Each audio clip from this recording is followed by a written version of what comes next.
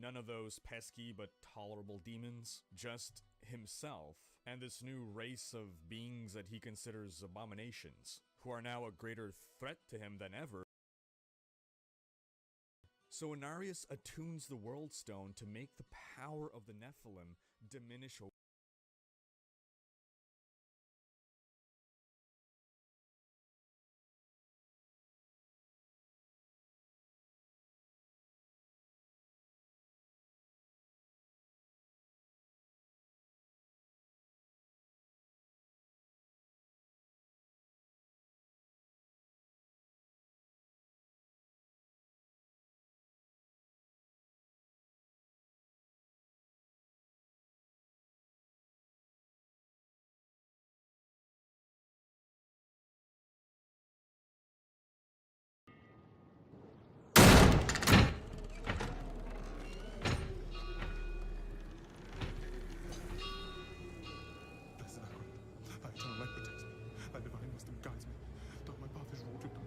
myself to thy sacred light.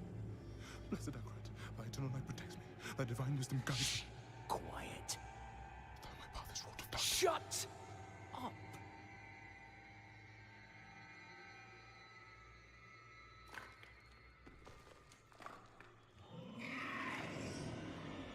They have our scent.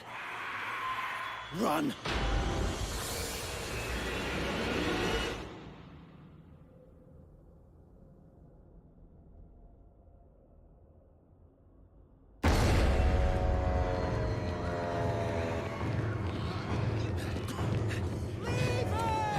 Just keep running.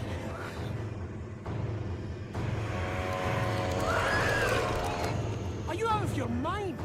He's not going to make it. He has to.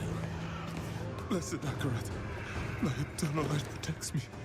Thy divine wisdom guides Look at me! All the gold we want is right there. No, I just came here for knowledge. They're coming! I know. Get over here! Now, breach the seal. Get us through that door!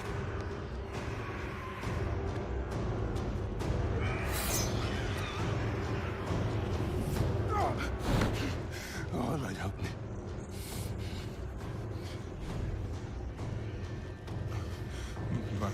By three they come. By three thy way opens. Blood show. This doesn't make any sense.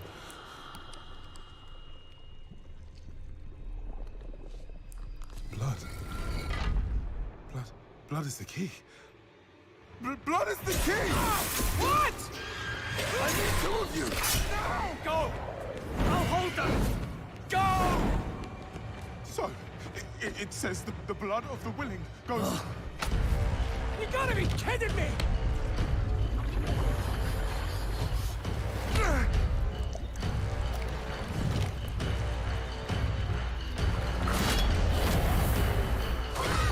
It worked! We have to help him! He's dead already.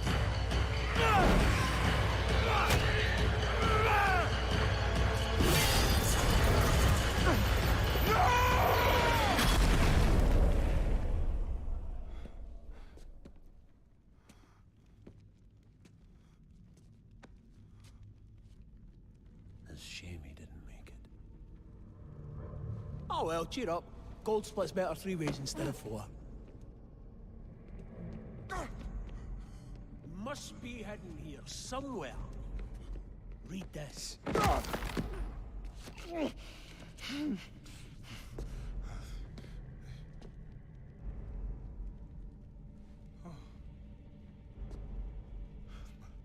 By three they come, by three thy way opens, by the blood of them willing. Hail. Hail the Creator. Ha! Hail the daughter of... Oh no. No. What about the coin? What's it say? This is forbidden. This is a summoning. I cannot speak this. Don't lie to me! We came here for treasure. What is this place? I don't know. Maybe it's a temple. Or a tomb, or...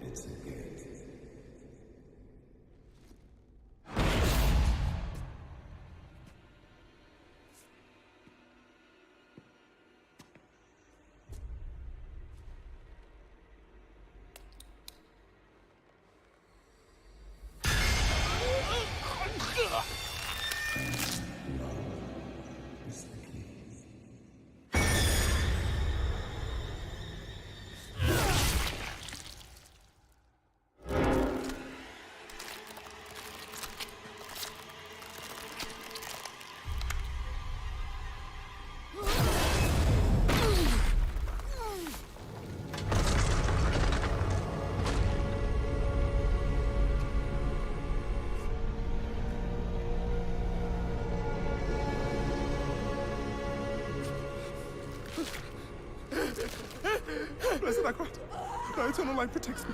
Thy divine wisdom guides me. Though my path is wrought with darkness, guide my soul to thy sacred ways. From this, receive thy salvation. By free they come. By free thy way opens. By the blood of the willing.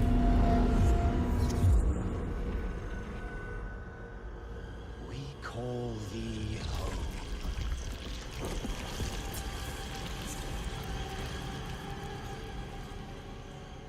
Come.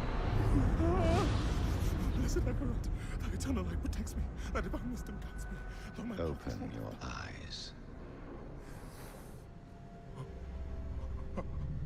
eternal light protects me. Eternal light protects me. Thy eternal light protects me. Eternal light protects me. Eternal There light... is no light here. You came to the darkness for knowledge.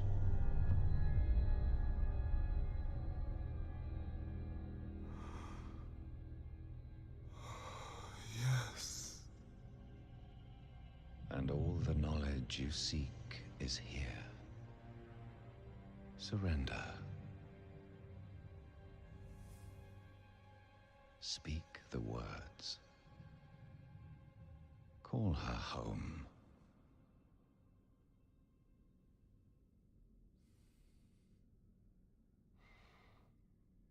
By three, they come.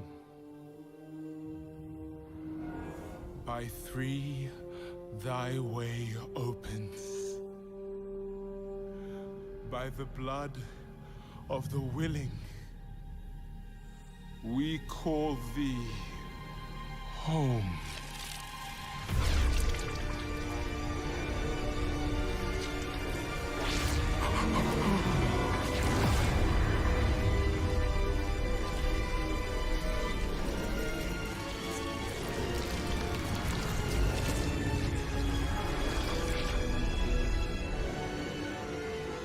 Hail, daughter of hatred. Creator of sanctuary.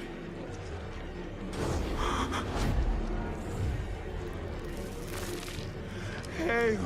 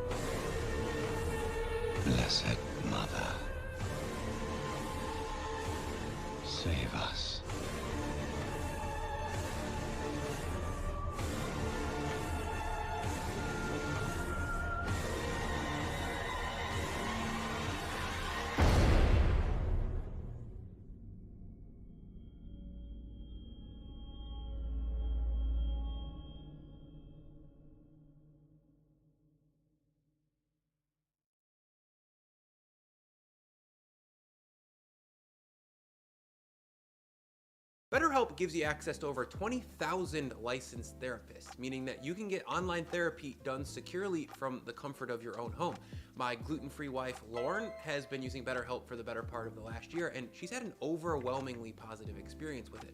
Personally, I'm not very good at dealing with stress, so going into 2022, one of my main mental health goals was to figure that out. So Lauren's recommendation for BetterHelp seemed like a really good fit. Based on just a few questions, BetterHelp was able to assess what my needs were and then immediately match me with a professional licensed therapist. From there, your therapist gets in contact with you within 48 hours, so you can either set up an appointment right away or send them a direct message if you had a question. If you've ever tried to become a new patient with a therapist, then you know that it can take weeks to even months to get an appointment, and then from there it can take weeks to months to figure out if that therapist is going to be a good fit for you.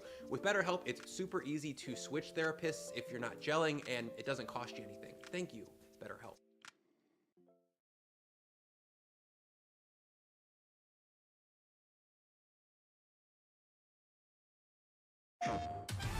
Outside, inside, we don't stop. Global, worldwide, we don't stop. From the bottom to the top, we don't stop. From the burbs to the block, we don't stop.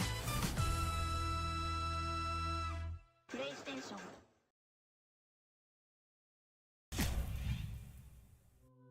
In the world of Diablo, angels and demons fight for control in the eternal conflict. Let's just say the world isn't full of sunshine and rainbows. So stay a while and listen. I'm Jason with Curse, here to shed some light on the history of the Prime Evil. So, if you played through the Diablo franchise, you're probably familiar with the 7 evils. They are the lords of hell, but they are split between the greater and lesser evils. Diablo, the lord of terror, Mephisto is the lord of hatred, and Baal, the lord of destruction. These 3 demons are the greater evils. Then you have the 4 lesser evils, Andariel, the maiden of anguish, Duriel, the lord of pain, Belial, lord of lies, and Asmodan, the lord of sin. These 7 demons represent all that is evil in the world and constantly struggle amongst themselves and against the forces of heaven in what is known as the eternal conflict. But let's take a step back. Where did all these major demons originate from? Back in the beginning, there was a singular entity by the name of Anu. It was the very first being in all of creation. Anu was the sum of all things, good and evil, light and dark, physical and mystical, joy and sadness. However, within its mind, Anu reflected and desired a state of total purity and perfection. In an effort to make this a reality, Anu purged all darkness and evil from itself. This darkness would come to coalesce into the being known as Tathamet, the first prime evil. Over time, Anu would wage war against Tathamet, and neither entity could destroy the other. But after millennia, they had spent so much energy that they began to wear down. In the end, the energy expended would ignite an explosion so vast and terrible as to birth the universe itself. As their final terrible battle would draw to a close, their physical bodies would become heaven and hell respectively. But from the darkness rose demons, and from the 7 heads of Tathamet, the 3 strongest heads spawned the great evils, and the 4 weaker heads the lesser evils. Now, Tathamet held the title of Prime Evil. As all evil was united in a single direction, their power was equal to that of the forces of good. However, upon Tathamet's demise, it was impossible for any singular demon to force the others to surrender to their will. So major conflict arose, not just between angels and demons, but even between the evils. Diablo had always desired to be a singular leader. But he did not just want to rule over hell, he also desired heaven as his kingdom. This had already cost the evils dearly during the 5th Battle of the Diamond Gates. The forces of evil had nearly overrun heaven until Diablo decided to turn on his allies, craving all the power for himself. Then Sanctuary was discovered. Inhabited by Nephilim, the spawn of both angels and demons, their potential power was greater than the sum of their parts. If Diablo or the evils could bend Sanctuary to their side, it might spell the end of the forces of heaven and end the eternal conflict. Diablo and the greater evils did not tell the lesser evils about the existence of such a world. The lesser evils were unhappy and desired to rule all of hell, and so forced a rebellion. The 4 lesser evils had managed to banish the 3 greater evils out of hell during this time, and it became known as the Dark Exile. Unlike their banished foes, they were unable to agree on a direction, and ended up with a kind of civil war in hell, with both sides polarized to follow either Belial or Asmodan. During this time, Diablo and his brothers terrorized the world of man, until the Horadrim sealed them away in soul stones. This only granted them a brief reprieve. Eventually, Lazarus would free Diablo under orders from Mephisto. Diablo was reborn after destroying Leoric and his kingdom. However, Diablo was always cunning. He had laid plans to become the prime evil. The trap, at last, is sprung. If a soul stone could hold one evil, what if there was a soul stone that could hold all the evils? The Horadric mage Zoltan Kuhl had devised such a device, the Black Soul Stone. Over the course of 20 or 30 years, Diablo's plans had come to fruition. His agent Adria had conceived a child with Diablo's possessed body. The child, Leah, possessed immense latent power and would be a perfect host. Adria had also ensured that whenever one of the great evils had been slain, that their essence would be collected and prepared to be contained in the Black Soul Stone. Once the Nephilim had slain the last 2, Belial and Asmodan, the Soul Stone would contain the essence of all 7. Adria then turned the Soul Stone on her daughter, and Diablo found himself with the powers of all of his brethren. The prime evil lived once again. Now, the Nephilim defeated the prime evil Diablo and once again sealed his essence into the Black Soul Stone. It was deemed too corrupted to hold such an item in the high heavens, and Tyrael and his Horadrim decided to spirit it away to Sanctuary and hide it in a place forever hidden to the world. Just as they were about to seal it away, the angel Malthael came. He killed most of the Horadrim, defeated the now mortal Tyrael, and stole the Soul Stone. Malthael desired to use the Soul Stone to absorb all demonic essence from Sanctuary. This would kill all humans and Nephilim because they had been born of angels and demons. So when the Nephilim arrived to defeat him, Malthael attempted to use the Soul Stone as a weapon by absorbing the essence into himself. He was eventually defeated, but his recklessness allowed Prime Diablo to go free, still bearing the essence of the other 6 evils. If you're interested in content like this, keep an eye out here for more, and be sure to let us know your thoughts in the comments below. Check out DiabloFans.com for other Diablo-related information. I'm Jason with Curse saying thanks for watching, and enjoy the game.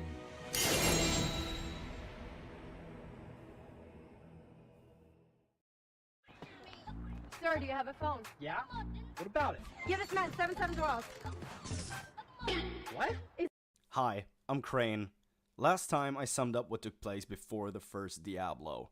Now it's time to dive straight into the games, starting with Diablo 1. Archbishop Lazarus was a guardian of Mephisto's Soul Stone in Kurast, and became a trusty advisor to Leoric, king of Kandorus. Mephisto kept himself busy while imprisoned. He corrupted the Zakarum from the inside and got into Lazarus' head. Lazarus, having been corrupted by Mephisto, made sure that King Leoric made the town of Tristram his new seat of power. And so he did, but not long after, Diablo awoke far beneath the town's cathedral.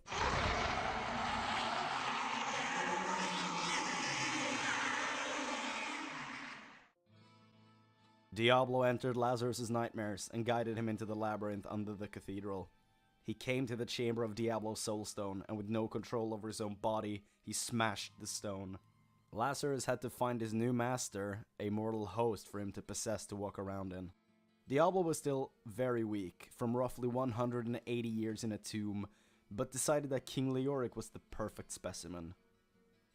After a 4-year struggle trying to possess King Leoric, Diablo only ever managed to drive him to madness. His condition worsened quickly, and finally he ordered anyone that questioned him to be executed. Even his wife was accused of being a traitor to the crown and got beheaded. My lord, the prisoner is ready, as you requested. Thank you, Lazarus. Your loyalty is invaluable in the midst of all these traitors. And you, my dear, my own wife and queen, conspiring against our kingdom. My love, I swear, I have never betrayed you.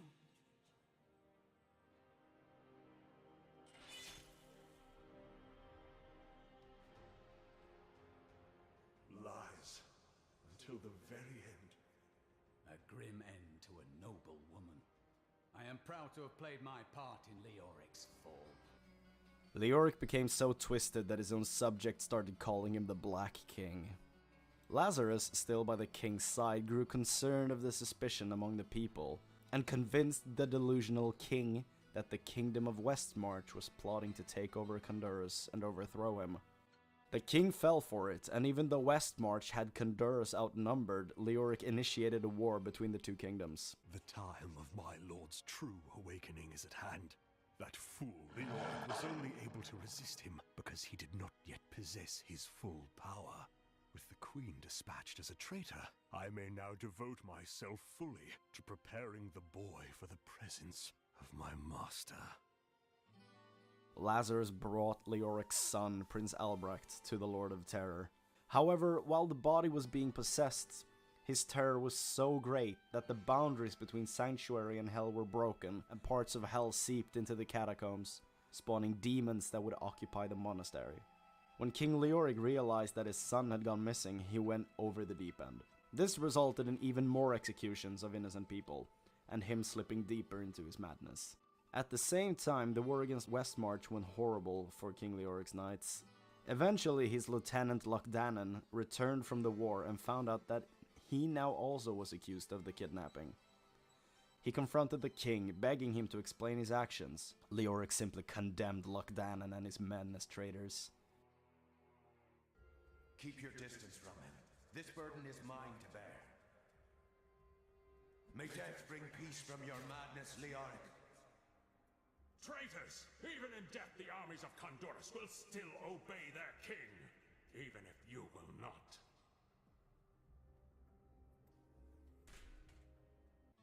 After Leoric's death, Lazarus rallied the villagers into a mob to find Albrecht. However, he led them right into the lair of the Butcher, a horrible demon overlord. After this action, Lazarus vanished deep into the monastery. Despite his crimes, Leoric had a proper burial beneath the cathedral. However, his job was not yet done, as he arose from death as the Skeleton King, commanding an army of undead with the goal of taking back his kingdom. After all of this, Tristram had very few inhabitants left after Lazarus' horrible scheme. One of them was called Deckard Bane. No wait, Deckard Cain. There we go. Deckard Cain. He was the last of the Horadrim and had inherited the tomes of his ancestors and had therefore studied the events of the Dark Exile and the part the Horadrim played in the Prime Evil's imprisonment. Cain currently served as a schoolmaster and storyteller for the kids in town. However, he was not the only survivor. There was Griswold the blacksmith, Pepin the town healer, Adria a witch, and also the most recent addition to the town, Farnham the drunk, Gillian the barmaid, Ogden the tavern owner, and Wirt the peg-legged boy.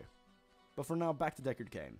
Cain welcomes a traveling adventurer back home and informs him on the condition of the land.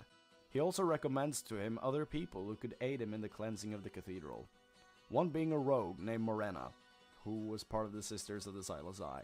The other being Jazreth, a Vigere sorcerer. And who was the traveler? As of the end of Diablo 2, the thing that's different about a Verbo vacation home? You always have the whole place to yourself.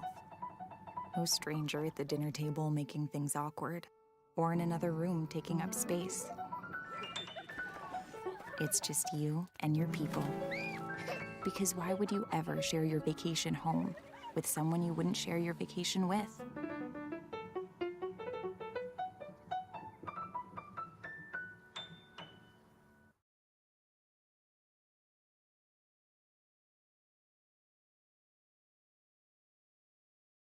Starting an online store is easier than you think.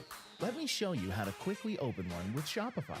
First, go to shopify.com and start a free trial. Next, create a beautiful online store without any design or coding skills. Use one of Shopify's professional templates and easily change fonts, colors, and images. Next, we still do not know his identity, but I will talk about him in the Diablo 3 video, for sure. All we know is that he once lived in Tristram, where he states, "Thank goodness you've returned. Much has changed since you lived here, my friend," he says as you greet him outside of his tavern in Tristram. As of Diablo 1, the adventurer is only known as the warrior. The warrior, Morena, and Jazreth ventured into the cathedral, facing off against the forces of the Burning Hells. They swept the monastery clean, floor by floor, eventually reaching the room of the butcher. When they opened the door, they heard a deep voice from inside the room. Fresh meat. Followed by the giant demon rushing towards them. After slaying him, they entered the room from which he was staying, only to find the bodies of the townspeople hanging from the walls. However, there was no sign of Lazarus. Deeper in the monastery, they found the Skeleton King, formerly known as King Leoric. The adventurers struck him down, along with his army of skeletons. Filled with sorrow for their former king, they pressed on. They later found the Staff of Lazarus, and then went back to the surface to show it to Deckard Cain, coming to the conclusion that Lazarus must have betrayed the town and led the villagers to their deaths. Once again, inside the monastery, they found Lazarus guarded by even more demons. They managed to strike him down and once again left to consult with Deckard Cain. Cain told the adventurers what actually rested beneath the labyrinth. Diablo, the Lord of Terror. The adventurers were unsure if Deckard Cain was completely out of his mind, or the only one who knew the whole truth. With this information, the adventurers entered the labyrinth for one last battle. When they reached the entrance to Diablo's realm, they suffered severe mental trauma, forced to relive their worst nightmares, all while fighting off waves of demons. Though they managed to pull through and finally stood toe-to-toe with the Dark Lord himself, the battle ended as the warrior struck the killing blow.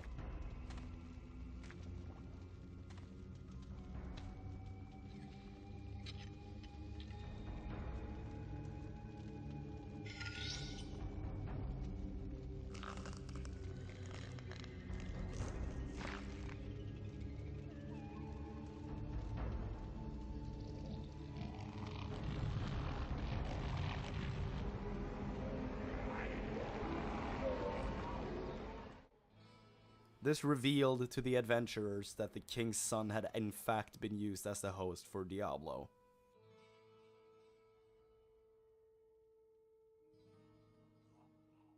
The warrior thought that he could contain the Lord of Terror and keep him away from the world by plunging the remaining piece of Diablo's soulstone into his own forehead.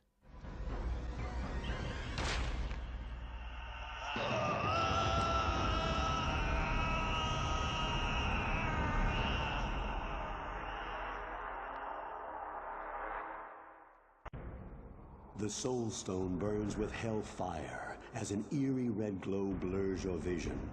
Fresh blood flows into your eyes, and you begin to hear the tormented whispers of the damned. You have done what you knew must be done. The essence of Diablo is contained. For now. You pray that you have become strong enough to contain the demon and keep him at bay.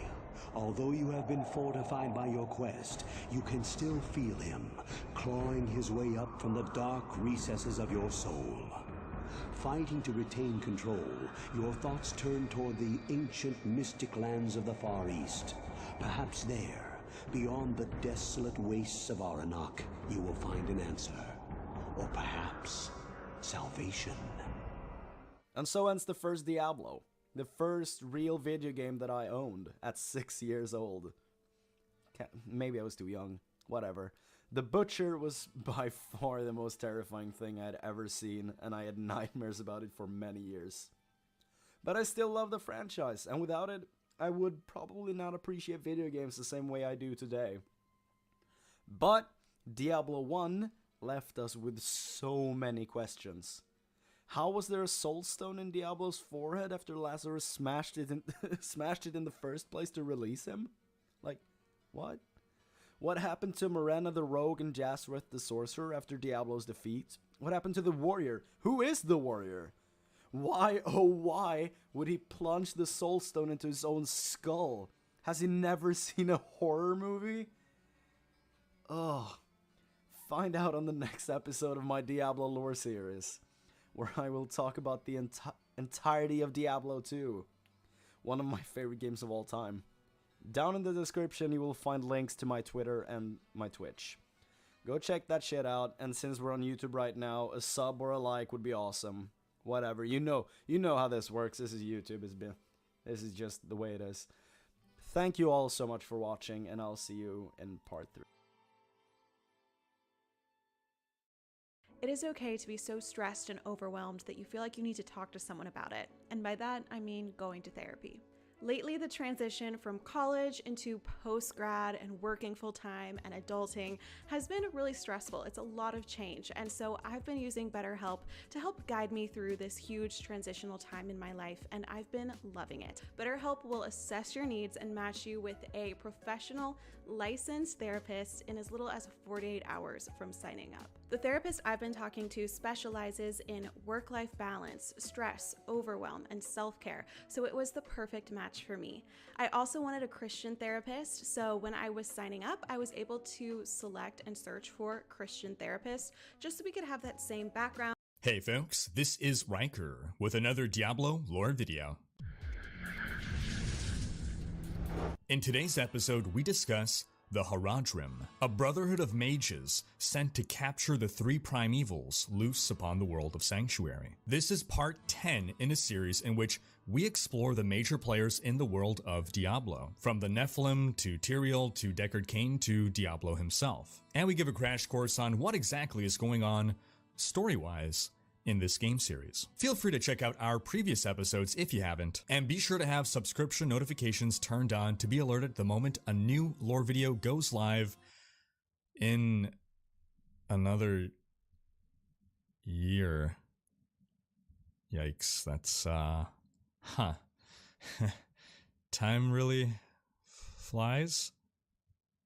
In our last episode, we discussed the Dark Exile, a great revolution in the burning hells in which the lesser evils overthrew the primevals and exiled them to Sanctuary. Now, thankfully for Sanctuary, it seems that the World Stone, that giant crystal under Mount Arreat, was protecting Sanctuary from otherworldly forces to an extent. The 3 primevals were able to exist on Sanctuary for decades, but in weakened form. However, despite being unable to attain full power, they nonetheless were able to spread terror, hatred, and destruction wherever they went. And it took about 40 years for the Archangel Tyrael to realize what was going on. Talk about being slow on the uptake. My stomach feels strange. Now let's remember, the Sin War ended with the forces of heaven and hell agreeing to not interfere with the affairs of mortals. And of course, you can trust demons to honor their word. Among the angels, there had been a big debate as to whether or not Sanctuary and humanity should be destroyed. Some thought that humans, being the descendants of the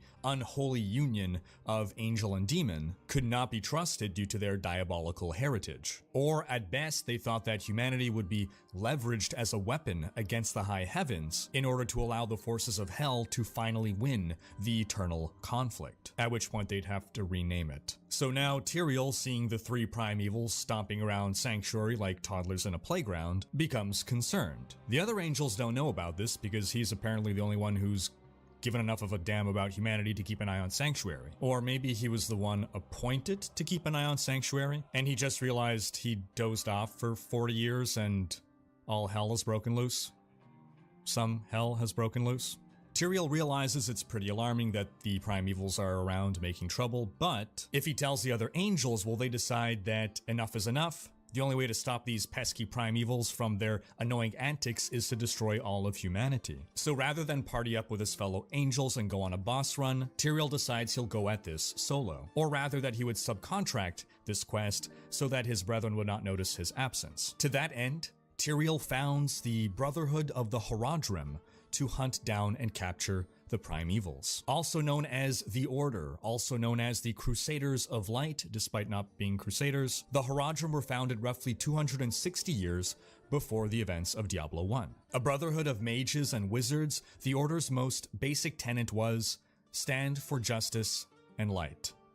And get the kill the primevals. So Tyrael recruited members of the various mage clans of the East, specifically 7 mages to be the founding members of the Horadrim, with each of the 7 representing one of the remaining mage clans, including the Viserai, the Amuit, the Tan, and the Aeneid. The mages selected were those deemed most likely to succeed on the mission, which I don't know why that needed to be specified. Would we have otherwise thought that Tyrael would have picked, what, the sexiest mages? He appointed the mage Tal Rasha as their leader. And other members included Nor Tiraj, a Viserai mage, Jared Kane, ancestor to Deckard Kane, Zoltan Kuhl of the Aeneid mage clan, known for its mastery of transmutation, and Kuhl himself had a great talent for alchemy, Iben Fad, who we know nothing about, and other members whose names were not important enough to make it into the history books. Now, Tyrael's plan was a little better than simply, hey, go get them primevals. No, he had prepared long ago special artifacts that could be used to capture the primevals. Soul stones, 3 gems, shards from the world stone itself, created to contain the essence of the primevals. An amber soul stone was meant to trap Baal, a sapphire soul stone meant to trap Mephisto, and a ruby soul stone was meant to trap Diablo. Tyrael gave the soul stones to the Horadrim, entrusting Zoltan Kuhl to carry them, since his resume made him seem best suited to handling magical artifacts. And Kuhl found himself fascinated by these soul stones. He'd stay awake late at night, experimenting on them and documenting their properties. And so the hunt for the primevals began. And as the hunt went on over time, over the years, Zoltan Kuhl changed. Whether it was the soul stones that changed him or the quest itself, something was taking a psychological toll on him. If you could believe it, he apparently used to be a really cheerful, upbeat kind of guy. But like an enthusiastic young hire manacled to a desk job in a cubicle for 10 years, Kuhl slowly transformed into an emotionless husk. Now the soul stones were, inexplicably, attuned to the 3 primevals, which made it a lot easier for the Horadrim to track them down. Mephisto was the first of the 3 to be captured, roughly 45 years after his exile. The Horadrim caught him around one of the urban centers of Kejistan, and after a fight that cost many innocent lives, the Horadrim managed to defeat Mephisto and trap him in the Soul Stone. The Horadrim needed to continue the hunt, but they also needed to keep the Soul Stone safe somewhere. Tal Rasha felt that the only people who could be trusted to guard the Soul Stone were the Zakarum, the religious order founded by Akarat, which we've previously discussed. So Mephisto's Soul Stone was taken to Kurast and was entrusted to the Zakarum for safekeeping. The Zakarum buried Mephisto beneath the temple city Travancore, the headquarters of the Church of Zakarum, which we visit in Diablo 2's Act 3. Meanwhile, Baal and Diablo fled west, across the Twin Seas to the western continent, into the deserts of Aranok, chased by the Horadrim. Baal temporarily hid in the city of Lut Gholein, and Tal Rasha had the Horadrim wait him out, assuming he would eventually flee Lut Gholein. Tal Rasha knew that if they confronted him in the city, there would once again be civilian casualties, like what happened with Mephisto. After 3 days, as expected, Baal fled into the desert, north. That's when the Horadrim struck. While the Horadrim won the ensuing battle, Baal's Soul Stone was destroyed before they can trap him in it. The Horadrim nonetheless tried to trap Baal into the largest shard remaining of the Soul Stone. And while they succeeded, it was clear that this would only work in the short term. The Horadrim theorized that a human body might be able to contain the essence of Baal by fusing the Soul Stone into their body. But then the hosts would have to fight a constant battle to contain the demon for the rest of eternity. Tal Rasha immediately volunteered. Then, in a veritable Deus Ex Machina, Tyrael appeared to help them with this new plan. He led the Horadrim towards 7 ancient tombs deep in the desert, and instructed them to build a binding stone etched with magical runes of containment within one of those tombs. Tal Rasha then ordered his brethren to craft unbreakable chains and secure him to the binding stone. And then Tyrael completed the prison by stabbing the Soul Stone shard into Tal Rasha's heart, filling the mage with the spirit of Baal.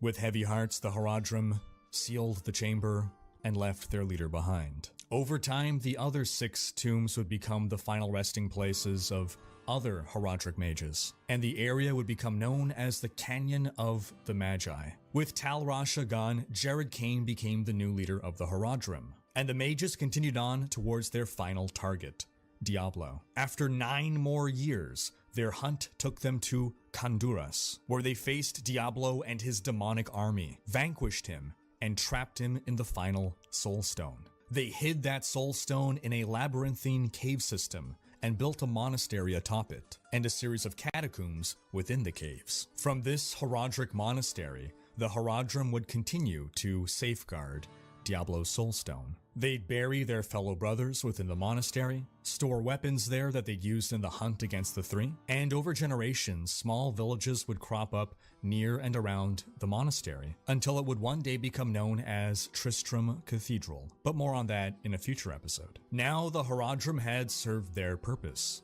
The primevals had been captured and contained. So that begged the question, what now? Some members of the Horadrim decided that they would continue to seek out and hunt down evil. Others decided that retirement sounds nice. And those that decided to remain under the leadership of Jared Kane saw the organization begin to formalize itself into a group of lore keepers and guardians. Once an order of nomadic warrior mages, the Horadrim over time transitioned into a society of academic researchers. Over the ages, their numbers dwindled and the Horadrim faded into obscurity. But it turns out that their quest was not truly over. The primevals had actually planned to be captured in the Soul Stones all along. And it turns out that one of the Horadrim did not fade into obscurity so easily.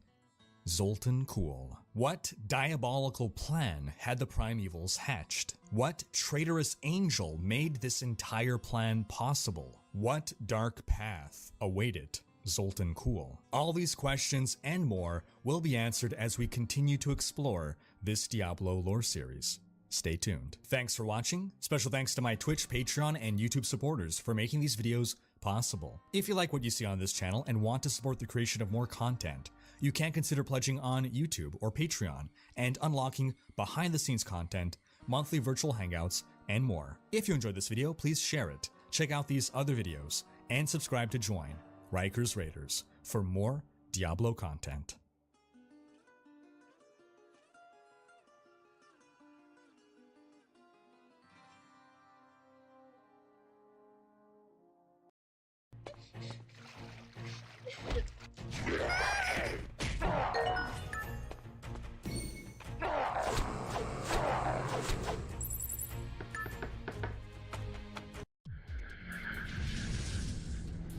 Hey folks, this is Ranker with another Diablo lore video. In today's episode, we explore the Age of Magic and the War of the Mage Clans, the events that followed the Sin War. This is part 7 in a series where we explore the major players in the world of Diablo, from the Nephilim to Deckard Cain to Diablo himself, and give a crash course on what exactly is going on story-wise in this game series. Feel free to catch up on previous episodes if you haven't, and make sure to have subscription notifications turned on to be alerted of new episodes. Now, since it's been a while since our last proper installment in this series, let's quickly summarize what we've covered in every episode thus far. In episode 1, we covered the creation of angels and demons. In episode 2, we covered the creation of humanity. In episode 3, we covered how angels and demons infiltrated the world to trick humans into worshipping them. In episode 4, we covered the beginning of humanity's revolt against angels and demons. In episode 5, we covered the end of that revolt. And in episode 6, we covered the High Council of the Angels and the immediate aftermath of humanity's revolt. And in this episode, we're gonna cover what happened next. So to summarize where we left off, Mephisto and the Anguirus Council had reached a truce. The angels handed over Inarius to Mephisto for eternal torture because he slept with his daughter, and Mephisto in return sealed off the breach in hell that allowed demons to pour forth into Sanctuary. Both sides agreed to leave humanity alone, not influence them, and let every individual human come to a decision on good or evil on their own. The World Stone was once again altered in order to prevent humans from unlocking their Nephilim powers. Human memory was wiped of the knowledge of angels, demons, or Nephilims. So basically the people that got their memories wiped, they just figured that the war that went on was just a holy war involving humans. They had no recollection of angels or demons being involved. It was just the Triune versus the Cathedral of Light, the followers, having this holy war that resulted in a lot of death. So now let's talk a little bit about Khajan. This is the region and sanctuary in which the Sin War took place, a large city in the eastern lands. It was the capital city of the region, and where both the Temple of the Triune and where the Cathedral of Light were based. Now, since the Primevals picked Khajan as their invasion center, the place in which they'd want to get a foothold into the world and spread as much as possible, it's safe to assume that Khajan was probably the most populated area in the world at the time, and some sources suggest it was the center of civilization. After the Sin War, the locals renamed Khajan to Kehjistan, so that they wouldn't continue to be associated with the name of a place where terrible things happened. You know, it's a branding thing. Bad Yelp reviews, you know how it goes. Now, we previously spoke about the mage clans of Kehjistan. If the Temple of the Triune and the Cathedral of Light were two major powers, then the mage clans were the third major power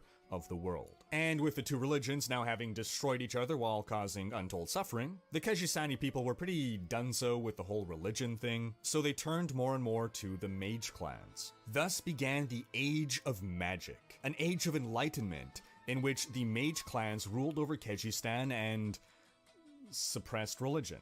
In fairness, the only two major religions that had emerged at that point were huge shams that nearly destroyed the world, so I think the mages weren't being unjust here. Three major mage clans rose to prominence during this period: the Vejeri, the Amuit, and the Ennead. Now, remember how we said that everyone's memory was wiped after the events of the Sin War? Yeah, well, some mages were powerful enough to not have that happen. So the mages got together, had a little powwow, as you do, and they decreed that no mage should ever consort with demon powers again. You know, since that's what started this whole mess to begin with. Now, we spoke about the Vejeri clan a few episodes ago. They're the ones responsible for first summoning demons into Sanctuary. Well, somehow, they're the clan that rose to greatest prominence during the Age of Magic. I guess we just really believe in second chances. Gotta hand it to their PR department. They're really earning their blood shards. So the Vejeri clan eventually grew to include thousands of sorcerers. They established military outposts and temples throughout the land, and they became the backbone of the Eastern Empire of Kehjistan. They even established the magnificent capital city of the empire, Vizhun.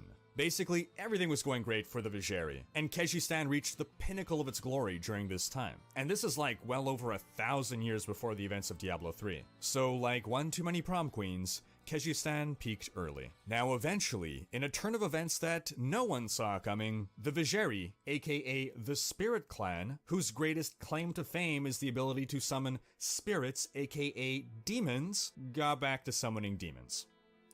Quelle surprise. Thus began the Mage Clan Wars. As the other Mage Clans learned of what the Vejeri were doing, they tried to talk them out of it. That plan worked, and everyone lived happily ever after. And that wraps up this video.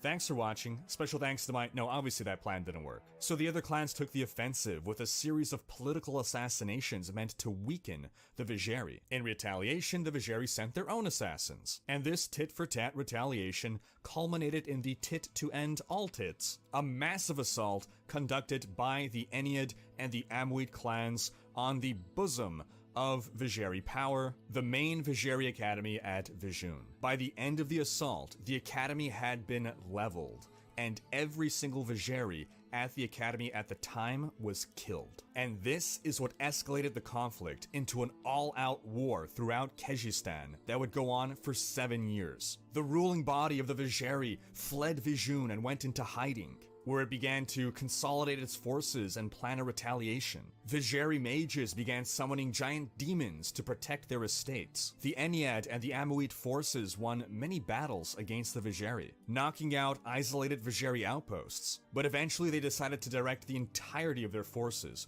for a full frontal assault on the main Vejeri force. In their desperation, one Vejeri faction tried to create an army of demon-possessed victims, although I'm sure with their PR department they painted it as being selected for some kind of a great honor. And the mages decided on selecting the Umbaru people of the Teganze jungles as their test subjects. So the Umbaru people, whom you might recognize as the witch doctors of Diablo 3, saw some of their people abducted and transformed into goat men or goat demons, aka the Khazra. There's more to that story, but we'll have to get back to it another time. Now, after 7 years of war, the Vejeri were on the brink of defeat. So they finally decided to just summon a horde of demons, and the war instantly turned in their favor. Why it took them 7 years of repeated defeats to come up with this plan, I don't know, but whoever's idea it was definitely got a big Christmas bonus that year.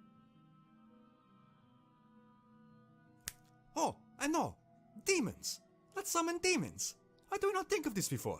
Now, having finally accepted that demons are the cause of and solution to all of their problems, the Vejeri came to a philosophical divide on how best to utilize demons. Two brothers, both Vejeri mages, became the de facto leaders of the two disparate philosophies. One brother, Horazon, believed in harnessing the power of demons by subjugating them to the mage's will, that a mage should be a demon's master, whereas the other brother, Bartok, believed instead in forging an alliance with demons, that demons are humanity's masters, and that loyalty to them would be rewarded. So as the mage clan wars raged on, the Vejeri found themselves in a formidable position, thanks in part to Bartok summoning hordes of demons that he had no control over. Demons that just destroyed everything in their path. You know, just aim them at the enemy and you're good, right? Bartok earned the title Warlord of Blood because he bathed in the blood of his enemies as part of a ritual to give himself tremendous power. That's not alarming at all. Horazon realized that Bartok's plan, while it would certainly result in the Vejeri winning the clan wars, would likely also result in the destruction of civilization and the death or enslavement of the Vejeri once the demons run out of other things to kill and destroy.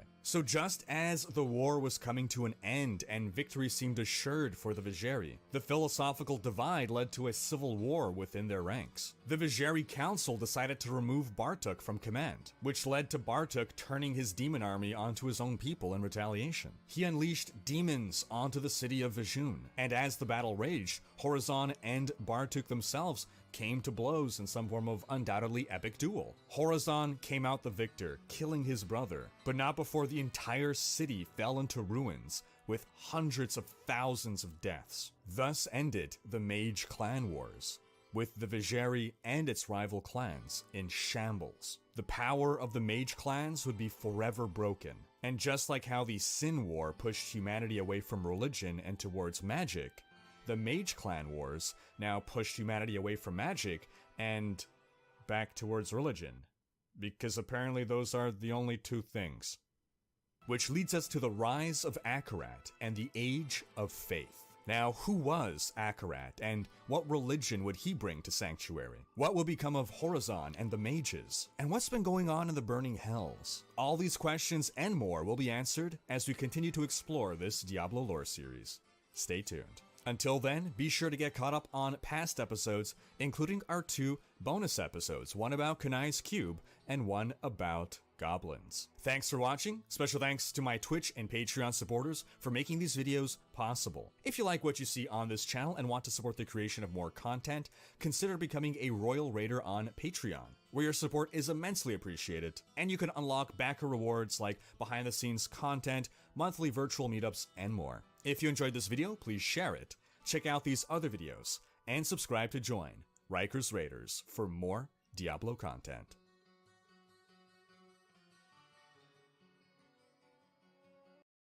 Raid Shadow Legends is celebrating its 4th birthday, but you're getting all the gifts. If you still haven't played Raid, well, now's the perfect time to join. Every new player who downloads Raid will get Ultimate Gaelic for free. And let me tell you, having this epic champion right from the get-go is an absolute game changer. With his AoE HP burn attack, Ultimate Gaelic is the best champion to use if you want to beat one of Raid's in-game bosses, the Spider Boss. So, download Raid, use this promo code, and get Ultimate Gaelic for free.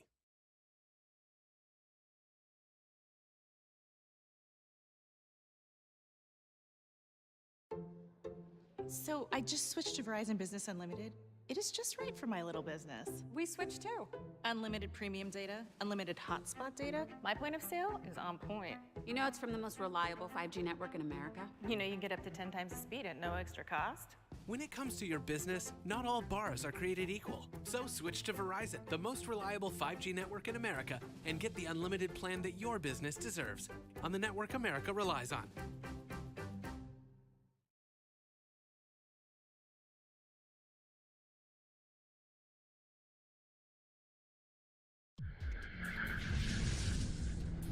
Hey folks, this is Riker with another Diablo lore video. In today's episode, we explore the Age of Faith, the era that began after the Mage Clan Wars. This is part 8 in the series where we explore the major players in the story of Diablo, from the Nephilim to Tyrael to Deckard Cain to Diablo himself. And we give a crash course on what exactly is going on story-wise in this franchise. Now, before we dive in, I'll just quickly remind you that today is the last day to get your name on the Rikers Raiders 2018 t-shirt.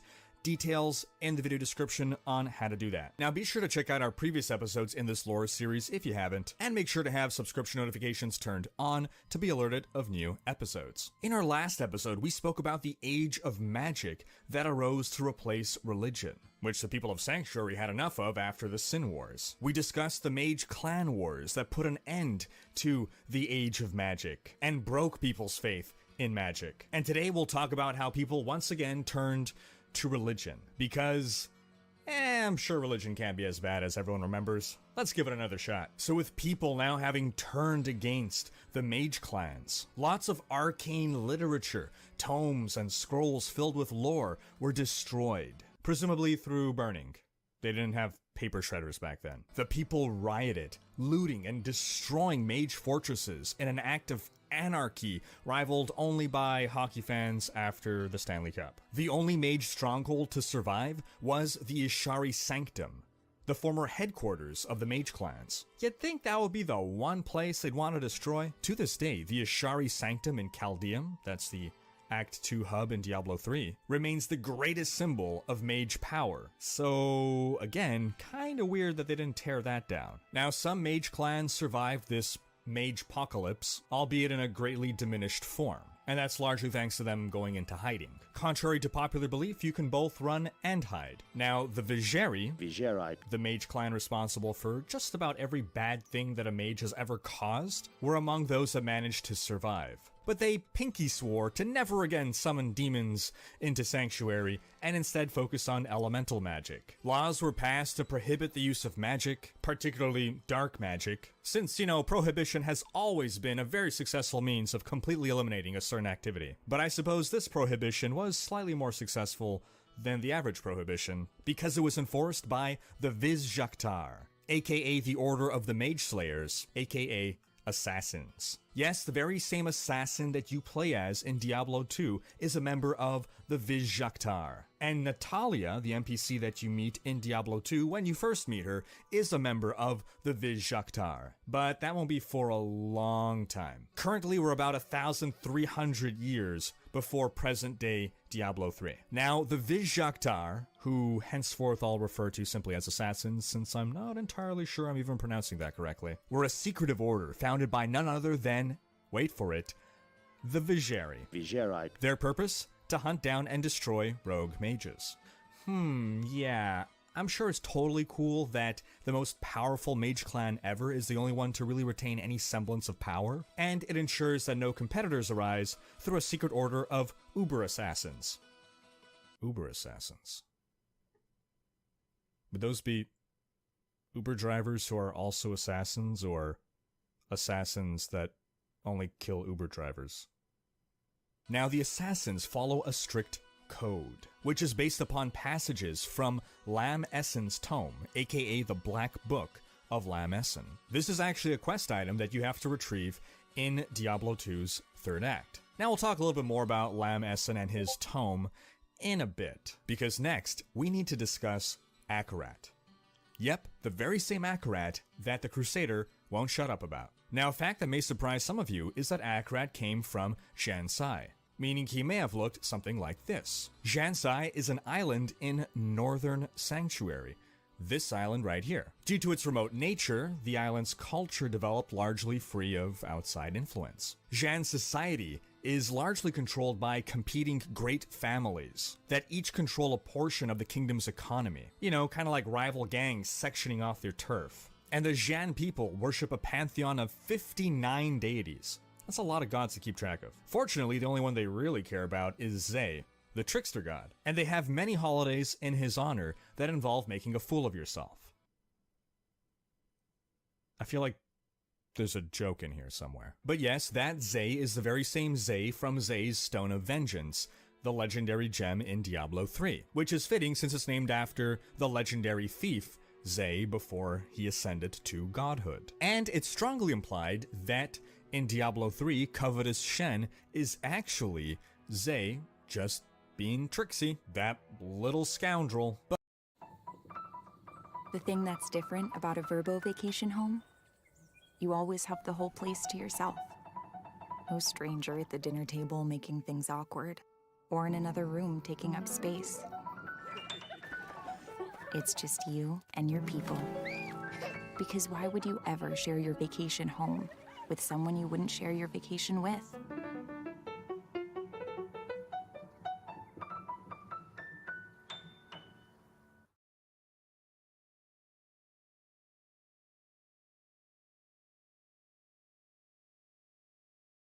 Do 2 W2s make a W4?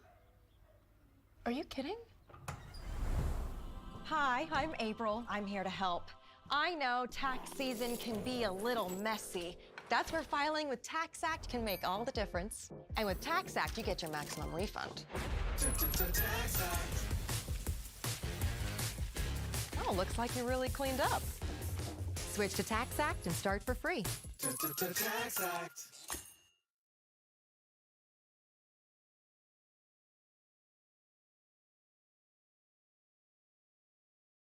But back to Akrat himself. He was said to be a kind man, a selfless man, a compassionate man. Who said this? We don't know. It may have been Akrat himself. He was an ascetic that joined an order that sought enlightenment through peace and meditation, sort of like Buddhism. One night, during a particularly deep meditation session, he had a vision. An angel named Yarius, or Son of Light in Akrat's native tongue, revealed to Akrat the tenets upon which would eventually be founded the Zakarum faith. These tenets stress the need to resist evil and completely embrace the light. The light being a force used by angels and, in later history, holy men such as paladins, crusaders, and templars. The angel appointed Akrat to be the prophet of these teachings, and asked him to travel the lands to spread the word. And so Akrat did. He set out on a grand journey, sailing south to Kejistan, going from city to city, bringing with him the teachings of the light. Imagine that. Imagine having a dream one night in which some mysterious stranger tells you to go preach about some new religion, and you drop everything and devote your life to that. And when you're telling people about this new faith, and someone asks you, "Hey, how'd you find out about this?" you reply with, "Oh, someone told me in a vision." It's difficult to get people to buy what you're selling. But Akrat must have had 18 charisma because he built up a following. Now, the capital of Kejistan was previously Vizhun, but that city was destroyed during the Mage Clan Wars. So the new capital at the time of Akrat's arrival was Kurast, the town hub in Diablo 2 Act 3. And the people of Kurast embraced Akrat's teachings, and they sent disciples throughout Kejistan to spread the word. And eventually Akrat was satisfied that he had spread the word of the light to as many people as he reasonably could, and so he disappeared into the jungles of Kejistan, never to be seen again. Or would he? No, he would not. And who can blame him? Those jungle maps in Diablo 2 were always so convoluted. Now, in the years after his disappearance, Akrat's message lived on, preached by a few devout followers of his. Akrat had never set out to create an organized religion. He had never given a name to his faith. But eventually, the term Zakarum came to be used to describe followers of his ideals. Because the word Zakara means inner light. And so the Zakarum follow the ideals of Zakara. And yes, the Diablo 3 item spoilers of Zakara are a reference to this, and that explains why they glow with inner light. If only they were actually useful. Now, while Akrat's teachings had left their mark on Kejistan, it would be 1,000 years before his religion really got off the ground. So we'll revisit that in a bit. For now, let's return to talking about Lam Essen. That's the dude who wrote that book that the assassins use as scripture. So Lam Essen was an ancient sage who studied the effects of the prime evils on Sanctuary, as well as Skatsimi magic. Now, Skatsim, aka the Old Religion, was an old religion practiced in Kejistan. Ormus, an NPC that you meet in Diablo 2's Act 3, was a follower of the Skatsim religion, which was one of the most widely practiced religions prior to the rise of Zakarum, which hasn't happened yet.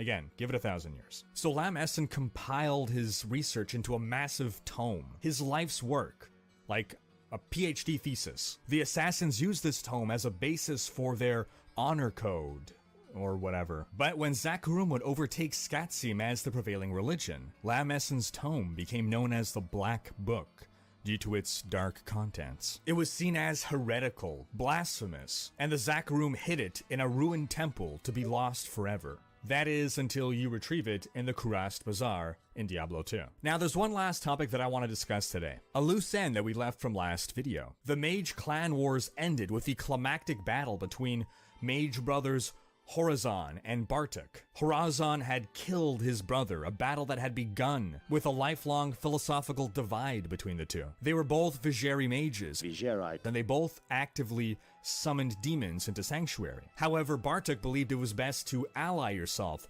with the demons, whereas Horazon believed it was best to enslave the demons. Now, once the political power of the mage clans had been shattered, and Horazon no longer had any allies to support him, he started to become concerned about what would happen if some vengeance-seeking demons would come for him. So, within an old Vijeri fortress, he built himself a magical dimension known as the Arcane Sanctuary, which we visit in Diablo 2. Here, he continued his magical practices of summoning and enslaving demons, believing himself safe from any interference from the Burning Hells. Eventually, the city of Lut Gholein, Diablo 2's Act 2 town hub, would be unknowingly built over a portal to the Arcane Sanctuary. But what would ultimately become of Horazon? What effect would the rise of the Zakarum faith have on Sanctuary? And perhaps most alarmingly, why haven't we heard about Diablo in a while? All these questions and more will be answered as we continue to explore this Diablo lore series.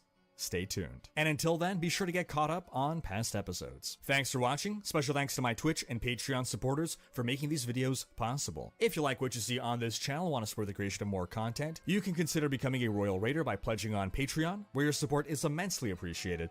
We've got a variety of backer rewards, including behind-the-scenes content, monthly virtual hangouts, and more. If you enjoyed this video, please share it, check out these other videos, and subscribe to join Rikers Raiders for more Diablo content.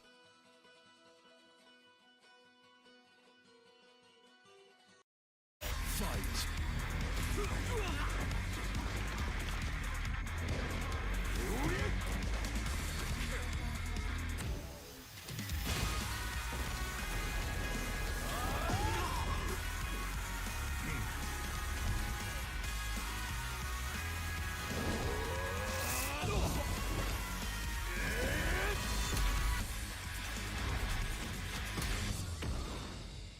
Product not yet rated.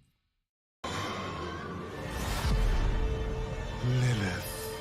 Diablo 4's trailer showed Lilith being summoned in a dark ritual, thanks to a mysterious figure which fans are speculating it is a Nephilim son, Rathma. If you're behind on what to expect, I'm here to keep you informed with everything you need to know about Rathma and his rumored return in Diablo 4. Blessed Mother, save us.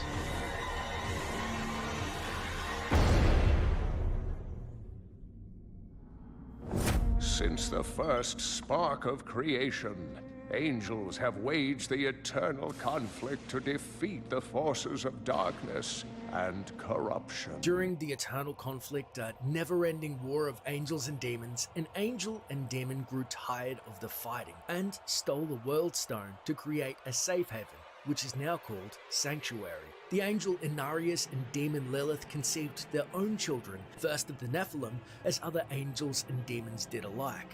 One such child was named Lenarian, although Lenarian soon learned that Sanctuary had its own conflict that had no end in sight.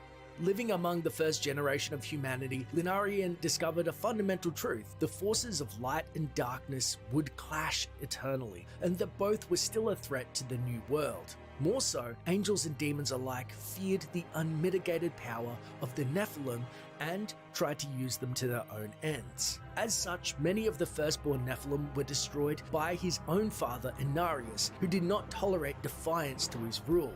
This prompted Lunarian to feign death, flee to a mysterious netherrealm, the realm of Trag'Oul, a dragon-like being who watched over Sanctuary as its guardian and maintainer of the balance. Lunarian became Trag'Oul's disciple, who taught him of the concept of balance, the delicate interplay between the powers of order and chaos. Lunarian eventually changed his name to Rathma, which meant student, given to him by Trag'Oul, and began working to keep Sanctuary hidden from the high heavens and limit the influence of the burning hells. He was also the first necromancer in history. Eventually, one Nephilim named Eldician banished both forces of heaven and hell, and an accord was made for heaven and hell to stay out of Sanctuary, though that wouldn't last long. But not before Inarius himself could banish Lilith to the void, which then spurred on a pact between heaven and hell, and Mephisto was gifted Inarius as a part of the treaty.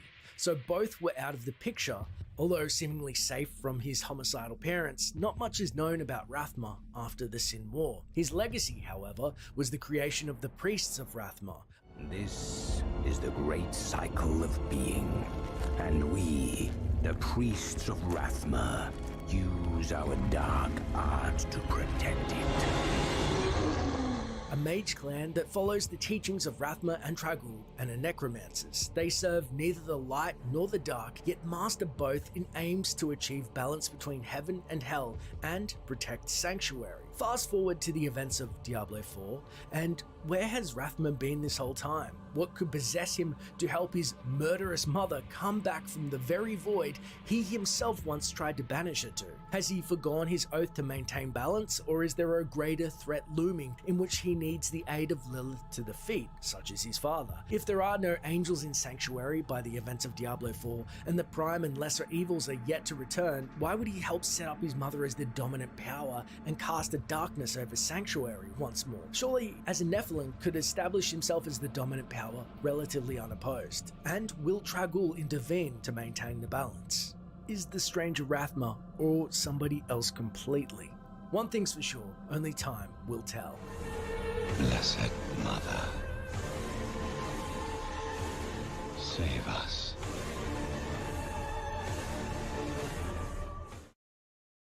When wagging tails lead to odor trails. Oh my gosh! Reach for Febreze Pet Fabric Refresher. A few sprays of Febreze Fabric Pet gets the job done. The verdict? 2 paws way up. Febreze Fabric.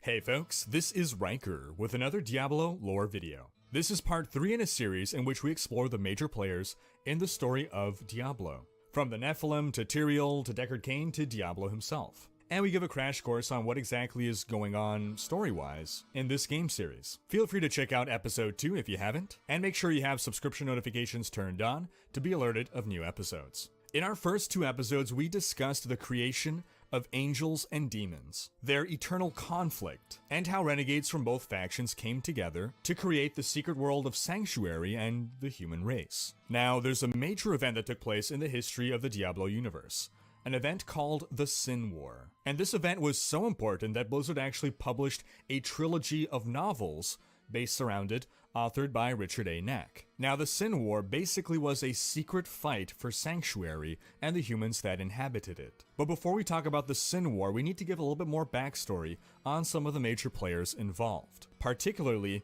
the Prime Evils. So the Prime Evils, aka the 3, aka the Brothers. These are the 3 demon lords that rule over all of the burning hells. In Diablo 2, we encounter and kill all 3 of them. The Prime Evils led the demons in the eternal conflict against the angels of the high heavens. And as we discussed in our first lore video, all 3 were spawned by 3 of the biggest, strongest heads of Taphomet. So who were the 3? Well, we start with Mephisto, aka Dul Mephistos, the Lord of Hatred. He's the eldest of the 3 brothers, and he's said to be the most intelligent of them. He would often manipulate his brothers to pit them against each other for the purposes of general dickishness. Undead creatures are said to be the minions of Mephisto, presumably the undead that are not directly summoned by necromancers. Mephisto is also the father of Lilith, who we discussed in our previous episode, and he also has a son who we'll discuss in a bit. Next we have Baal, aka Tor Balos, the Lord of Destruction. He is the most reckless and brash of the primevals, possibly because he's the middle child, so, you know, he acts up because he doesn't get the privileges of the older child Mephisto, or the indulgences of little baby Diablo. Speaking of Diablo, we have Diablo, also known as Al Diabolos. Who knows him as this? No one knows him as this. The Lord of Terror and the youngest of the primevals. So he's like the annoying little brother to Baal and Mephisto. It's like Baal and Mephisto want to go to the arcade, and Mom's like, I'll bring little Diablo with you. I'm like, Ma, come on. Now, last we left off in the story of Sanctuary, neither the high heavens nor the burning hells knew about the existence of Sanctuary, or the humans that inhabited it. However, they did know something was up. Remember, the eternal conflict between angels and demons, who are immortal and when they die just respawn, revolved around vying for control of the World Stone. And that World Stone was stolen to create Sanctuary and lies at the heart of Sanctuary. Well, during one of the primeval's countless attacks on the Pandemonium Fortress, Mephisto, being the smart one, noticed that angels were withdrawing from the fortress. He wanted to take some time to analyze the situation, but Baal, the impatient one, you know, craving nothing but wanton destruction, stormed the fortress and realized that the World Stone was gone. You know, it's kind of a hard thing to miss. The primevals captured and tortured angels, but no one seemed to know where the World Stone was. Baal did have suspicions, though, and pointed out to Mephisto that his daughter Lilith had gone missing. I guess Mephisto was just such a bad dad that he didn't even realize his own daughter was missing. So Baal jumped to conclusions that turned out to be correct, and assumed that Lilith was responsible for the World Stone vanishing. And he demanded that they find her, kill her, and retrieve the World Stone. Well, easier said than done. I mean, how do you find something or someone that is in a place that you don't even know exists? The short answer is, you don't. And if it wasn't for the colossal screw-up of human mages, the primevals would have never learned about Sanctuary, and none of the Diablo games would have ever been made. So let's talk about these mages. As we previously established, the people of Sanctuary spread out throughout the world as the power of the Nephilim faded. In the Eastern Empire of Kehjistan, some groups of people formed mage clans. We visit several locations in Kehjistan in both Diablo 2 and Diablo 3. Basically, if you're ever somewhere that is sandy or a jungle, you're probably in Kehjistan. So these mage clans comprised the most powerful spellcasters of Sanctuary at the time, and they were one of the most powerful ruling bodies of Kehjistan. One of the greater mage clans was the Vizjari.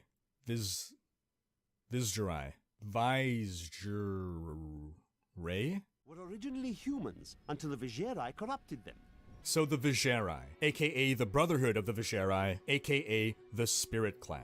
In Diablo 1, the sorcerer that you can play as was a sorcerer of the Vizjari. In Diablo 2 Act 2, Jaren's palace was a former Vizjari fortress. That explains why there was a portal to the Arcane Sanctuary in the cellar. You know, most cellars are infested with rats, but I suppose Mage Fortress cellars get infested with arcane portals. Also, Drognin, a merchant in Luco Lane, was a Vizjari, and Irina, the Enchantress follower in Diablo 3, was a servant to a Vizjari mage, which is how she learned magic. Now, in modern times, the Vizjari focus on elemental magic, but when they first formed, their magical arts revolved around conjuring, summoning, and communing with spirits. You know, that's why they were known as the Spirit Clan. And this focus is largely thanks to one particularly talented mage known as Jera Harash. When he was just a young Vizjari acolyte, Harash had a dream, an epiphanous dream that granted him insight into a heretofore unknown power. Oh, I went there. I said heretofore. And this ability was to command the spirits of the dead. And apparently no one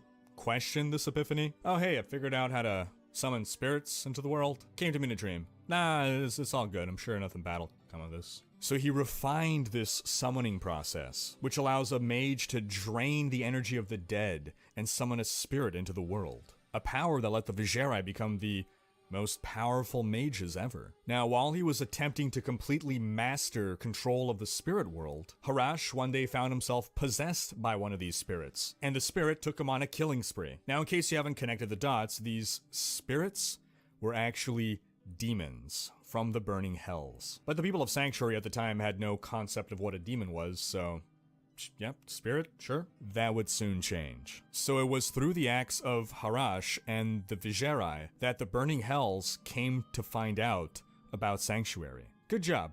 Well done. Good job there. The Primevals immediately recognized the strategic value of Sanctuary, and they sensed the dormant powers of the Nephilim within humanity. And so they wanted to corrupt humanity into a weapon that could be used to finally end the war with the High Heavens. But the Primevals also recognized that the High Heavens didn't seem to have noticed Sanctuary yet, and they wanted to keep things that way. After all, this was supposed to become their secret weapon. So if they were to wage a war on Sanctuary, that would definitely tip off the High Heavens. So instead they went with subterfuge. The plan was to start a religion in Sanctuary that would ultimately corrupt humanity to the will of the Primevals. A religion called the Triune.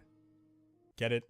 Triune, like three Primevals. So let's talk about this Temple of the Triune, aka the Cult of the Three. Since it's difficult to convince people to join a religion dedicated to hatred, destruction, and terror, and whose ultimate goal is to enslave its members, the Triune, through clever use of the power of lying, was outwardly a benevolent religion. The Triune's core message was that through selfless worship and devotion, you could improve your life and unlock your true potential. Hell, if this were in modern times, they would probably publish a self-help book that would be peddled by Tai Lopez in 30-second YouTube commercials. Here in my garage, just bought this new Lamborghini Diablo. That's a real thing, look it up. Now, the Triune consisted of 3 smaller cults, sort of like a cultception, with each cult devoted to one of the Triune's 3 guiding spirits. Yes, the same kind of spirit that the Visurai summoned into the world. So you had the Order of Dialon, devoted to Dialon, the spirit of determination, who was actually Diablo, Lord of Terror. You had the Order of Bala, devoted to Bala, the spirit of creation,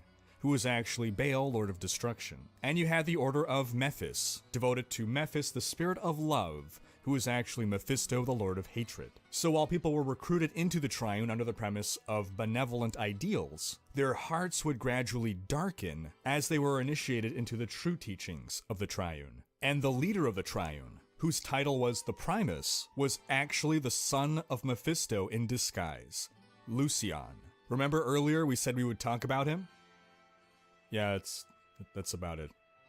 That's all we gotta say about him. For decades, the Triune grew and thrived, establishing a foothold for the Primevals in Sanctuary. But as the Triune rose, so did another religion to rival it. Re-enter Inarius. So last we left off with Inarius, he was the de facto ruler of Sanctuary. Secretly, but nonetheless, this still counts. There were no other angels or demons left in Sanctuary from that renegade group that had formed it, and Inarius had weakened the Nephilim over subsequent generations to become human and no longer a threat to him. But when Inarius became aware of the Triune, he immediately recognized it for what it truly was, and saw through the plan of the Primevals, and he became afraid, for his own safety as well as that of humanity, because, like it or not, they sort of were his adopted children. So he founded the religion of the Cathedral of Light, thus starting the Sin War. He took on a mortal disguise to become the Prophet, the highest authority in the religion, like a pope. Though this religion had no god figure,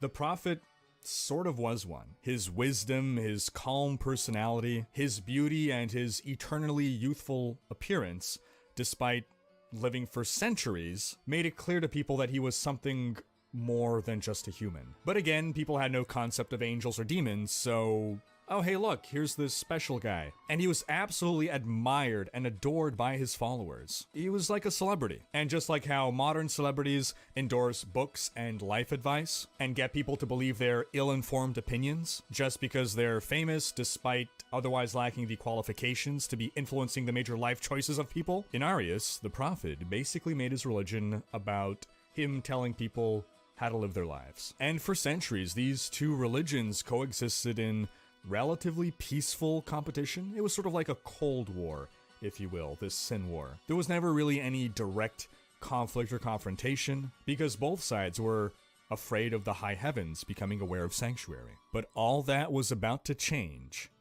with the return of Lilith. What will Lilith do now that she's returned to Sanctuary? Will the Triune or the Cathedral of Light triumph in this battle of the faiths? How will the Sin War come to an end? Will the High Heavens ever find out about the existence of Sanctuary? And if so, how? All these questions and more will be answered in future episodes of this series. Stay tuned. Thanks for watching. Special thanks to my Twitch and Patreon supporters for making these videos possible. If you like what I do and would like to support my videos, it's immensely appreciated. You can head over to patreon.com, where we have a bunch of Patreon rewards like behind the scenes things, monthly hangouts, Q&A, and more. If you enjoyed this video, please share it, check out these other videos, and subscribe to join Rikers Raiders for more Diablo content.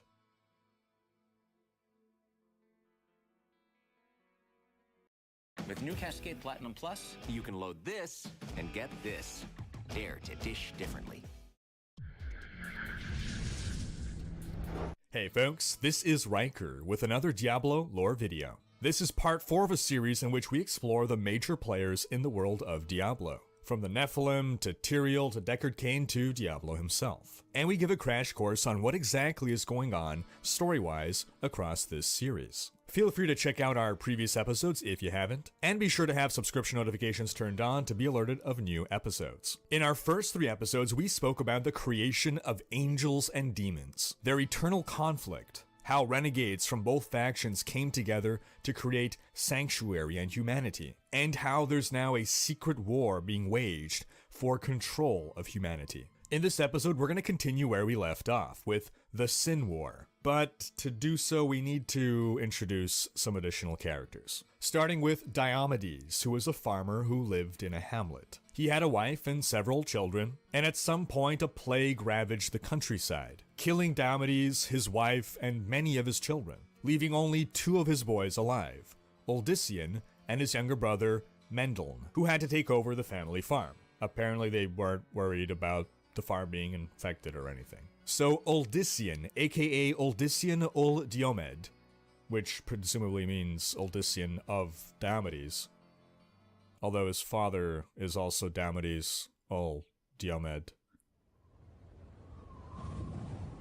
So Uldyssian, the older brother, also lived his life as a simple farmer. He was pretty bitter about the whole, my whole family's dead thing, and that bitterness was mostly channeled towards the 2 major cults at the time, the Cathedral of Light and the Triune, who had done nothing to save his family. So while these 2 cults were going door to door to try to recruit new members into the Church of Latter Reset Days, Uldyssian would basically slam the door in their faces. Now one day, Uldyssian meets a mysterious noblewoman named Lilia, who pets his horse.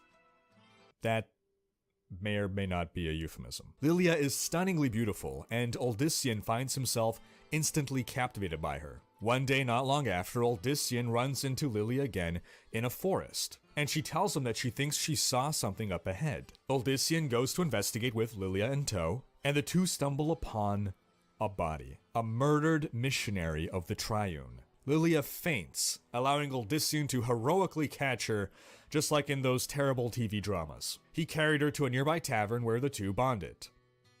That may or may not be a euphemism. Shortly thereafter, another murdered missionary was found, this one from the Cathedral of Light. The murder weapon still lodged in his ribcage?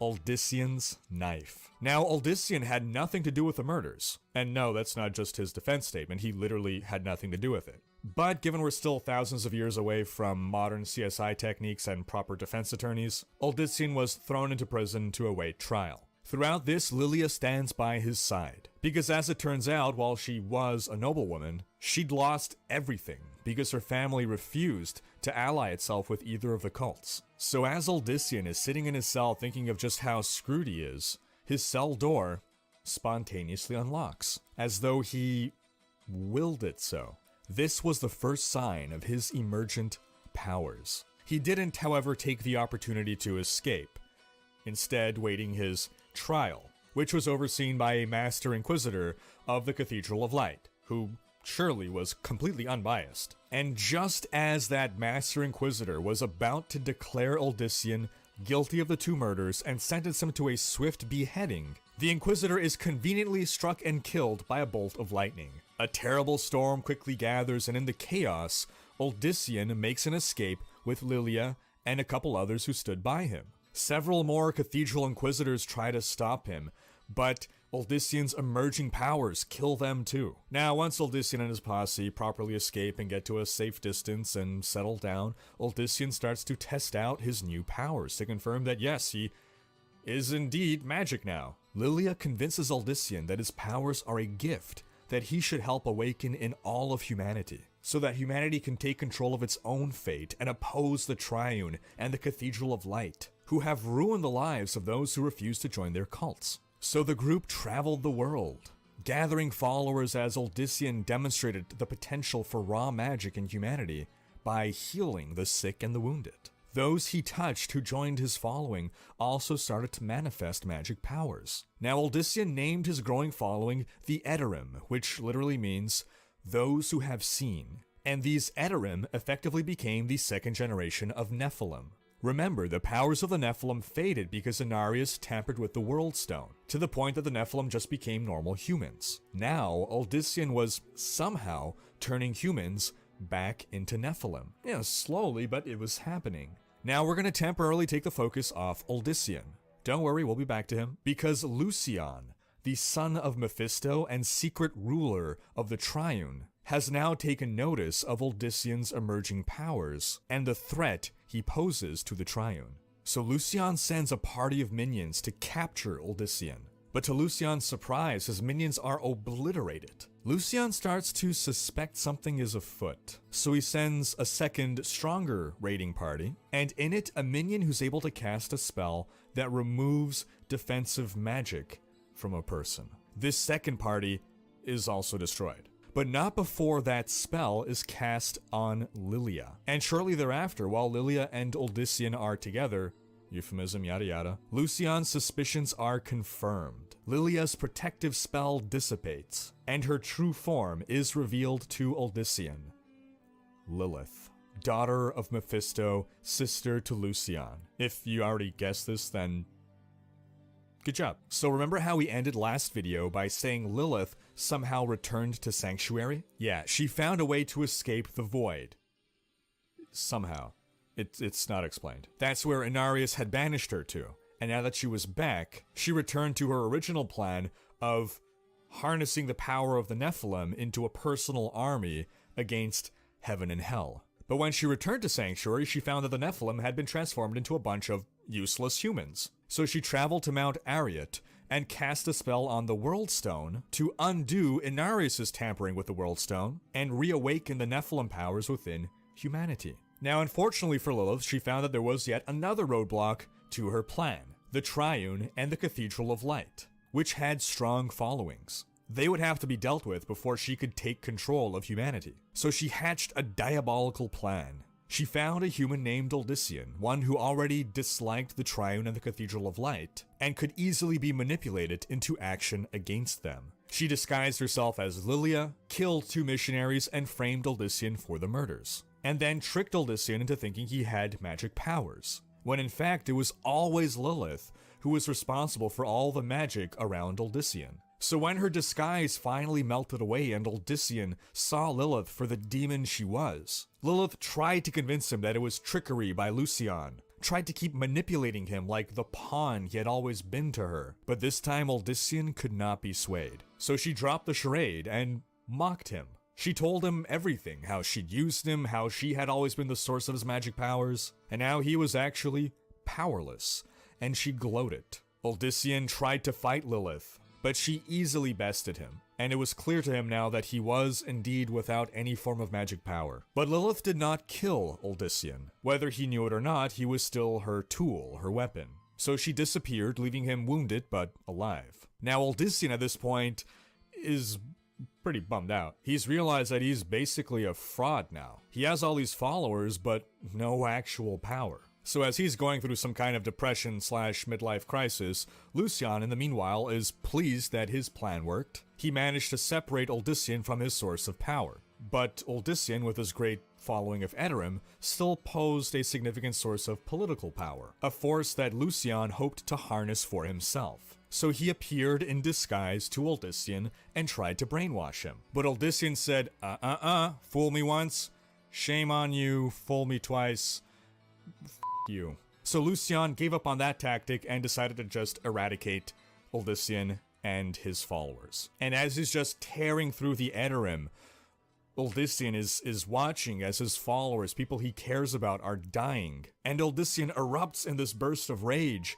that awoke his Nephilim powers. For real this time. And he manages to overpower Lucian. Lucian, seeing his imminent defeat, begged for mercy like a little bitch, pleading that he would serve Uldyssian. And then Uldyssian pulled what was arguably the most badass maneuver in the history of Sanctuary. And he just willed Lucian out of existence. Remember, when demons die, they just respawn in hell. But Uldyssian didn't kill Lucian. He literally stopped him from existing. He told him, "You are nothing."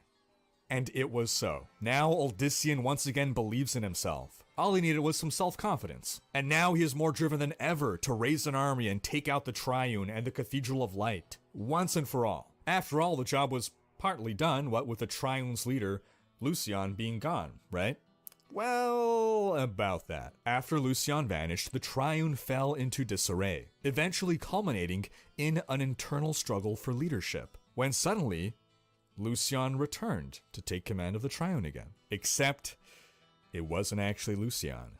It was Lilith, disguised as Lucian. Oh, she's crafty as fuck. And she used her position to make a series of deliberately terrible decisions to cripple the Triune from within, making it a weakened target for Uldyssian and his followers. But something was about to happen that Lilith hadn't planned for. Something that would make her lose control of the situation. This is where we talk about Rathma again. Remember Rathma, the son of Lilith and Inarius, a first-generation Nephilim who was taken as a student by the mysterious Trag'Oul? Well, all this time as a student at Trag'Oul, he had been working to keep Sanctuary hidden from the high heavens, and to limit the influence of the burning hells, which had managed to infiltrate Sanctuary as the Triune. When Lilith returned to Sanctuary, Rathma knew it. He sensed it. Call it son's intuition. He worked with Trag'Oul to try to find a way to stop Lilith, and they eventually learned of Uldyssian and his brother Mendeln. Sensing Mendeln's potential in maintaining the balance, Rathma took him as his first disciple, and together Rathma and Mendeln were the first and second necromancers in all of Sanctuary. Mendeln told his brother of Rathma, but Uldyssian didn't trust the necromancer, since he was a son of Lilith and Lilith was all up in his head. Nonetheless, to help Uldyssian, Rathma teleported him to the World Stone, where Uldyssian found himself able to physically alter it, something that neither Lilith nor Inarius were able to do. This changed the resonance of the World Stone and accelerated the restoration of the Nephilim powers within humanity. So when Uldyssian and his followers tore through the Triune's temples, Lilith suddenly realized that she's dealing with an Uldyssian who is far more powerful than she anticipated. Uldyssian succeeded in destroying the Triune, and in what must have been an epic boss fight, defeated Lilith. But again, Lilith is one crafty lady. She fools Uldyssian and even her son into thinking she died, while she actually managed to escape wounded. But you know who she didn't fool? Inarius. Unbeknownst to Uldyssian, Inarius found Lilith, and once again banished her to the void. But this time, he had leveled up his banishment spell to ensure she couldn't escape. And that's the end of Lilith's part in this story. So with the Triune and Lilith gone, half of Uldyssian's job is done, and he sets his crosshairs on his next target, the Cathedral of Light. Will Uldyssian destroy the Cathedral of Light? Or will Inarius put a stop to this second generation of Nephilim? Will the high heavens interfere in this sin war? All these questions and more will be answered as we continue to explore this lore series. Stay tuned. Thanks for watching, and special thanks to my Twitch and Patreon supporters for making these videos possible. If you like what you see on this channel and want to support the creation of more videos, you can pledge on Patreon, where your support is immensely appreciated. We've got various rewards for backers, including monthly hangouts, Q&A, behind the scenes stuff, and more. If you enjoyed this video, please share it, check out these other videos, and subscribe to join Rikers Raiders for more Diablo content.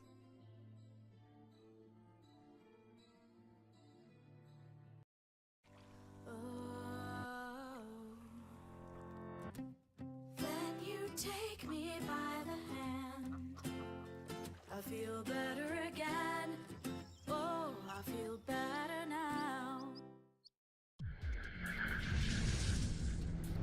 Hey folks, this is Riker with another Diablo lore video. This is part 5 in a series where we explore the major players in the story of Diablo, from the Nephilim to Tyrael to Deckard Cain to Diablo himself. And we give a crash course on what exactly is going on story-wise in this game series. Feel free to check out our previous episodes if you haven't, and make sure you have subscription notifications turned on to be alerted of new episodes. In our first 4 episodes, we spoke about the creation of angels and demons, how renegades from both factions came together to form Sanctuary and humanity, and how humanity started to fight back against the angels and demons trying to control them. In this episode, we'll continue where we left off, with Uldyssian having defeated Lilith and the demonic Triune, and aiming to take down Inarius and the Cathedral of Light next. So at this point, with Uldyssian's immense power obvious, Inarius is starting to defecate cinder blocks. So he sends his right-hand man, a high-ranking cleric of the Cathedral of Light named Gamuel, to assassinate Uldyssian. Don't worry, the plan isn't as dumb as it sounds. Gamuel was a warrior before he joined the priesthood. Inarius didn't send some octogenarian on a murder mission. So Gamuel managed to successfully ambush Uldyssian, and even managed to deal a mortal wound to him. And that's how the great Uldyssian, leader of the new generation of Nephilim, the man who toppled the Triune and defeated Lilith, died. Nah, just kidding. As he was lying there dying, just bleeding to death, as he was feeling the cold claws of death closing in on him, Uldyssian managed to channel that frigid sensation into his hands, and then he grabbed Gamuel, transferring that sensation into Gamuel instead. Yes, Uldyssian is such a badass that he literally transferred his own death into someone else, killing them by having them suffer his death. Inarius saw this, and even he was like, what the fuck? So now Inarius is panicking, so much so that he's willing to make a deal with the devil. Literally. Because you see, Diablo had become interested in Uldyssian after seeing how powerful the man had become. So he traveled to Sanctuary himself and paid Inarius a visit. Diablo made Inarius an offer he couldn't refuse. Inarius was reluctant and afraid, since, Diablo's Lord of Terror and all. But Diablo pointed out that Inarius had gotten into bed with demons before. Literally. So the two agreed that they would work together to eliminate Uldyssian. To that end, Diablo left one of his minions in Inarius' service, Malik, a former high priest of the Triune and lieutenant to Lucian. In fact, Malik had clashed with Uldyssian before. Remember how Lucian had sent a raiding party to try to capture Uldyssian, but the party was defeated thanks to Lilia, aka Lilith? So then he sent another raiding party to get rid of Lilith's disguise, and while successful, that raiding party was also defeated. Well, in both cases, it was Malik that led the attacks. So clearly, the man who had repeatedly failed to defeat Uldyssian was the best choice as the crux of this new plan to defeat Uldyssian. Since, third time's the charm? Now, one important thing to mention at this point is that Malik is dead. Lilith had killed him in their previous encounter. So, what? How is he part of this plan? Well, enter necromancy. Necromancy. Remember Mendeln, Uldyssian's younger brother and apprentice to Rathma? Well, all this time he's been doing necromancer stuff, like reanimating corpses, and the other Edorim don't really like that, but he's been generally helpful, so it's all good. Well, one such instance of Mendeln being useful was while they were trying to take down the Triune. Before confronting and defeating Lilith, Uldyssian, Mendeln, and the Edorim were traveling through the labyrinth beneath the Triune's temple. And since they didn't have GPS or Turbo HUD, they were getting pretty lost. So Mendeln summoned the spirit of Malik to basically serve as their map hack. However, just before the big boss fight with Lilith, Malik's spirit managed to escape Mendeln's binding. In truth, he tricked Mendeln, so naive. And Malik's spirit then possessed the body of a priest of the Triune and fled the temple. From then on, Malik went on to possess roughly a dozen different host bodies, because his hosts had the nasty habit of developing evil tumors and dying. And Malik figured that the only host body strong enough to contain his spirit was that of Uldyssian. That's why Malik was so eager to enter this pact with Diablo and Inarius. The plan was for Malik to possess Uldyssian and use his powerful body to serve Diablo. Win-win-win, right? Diablo gets a powerful minion, Malik gets a new forever body, and Inarius doesn't have his Cathedral of Light and religion destroyed. Well, our three stooges here put their plan into action, and it failed catastrophically. In an attempt to get close to Uldyssian, Malik decides to possess, of all people, Mendeln, the very person who summoned his spirit back into the world. So at this point, Mendeln is like, rude?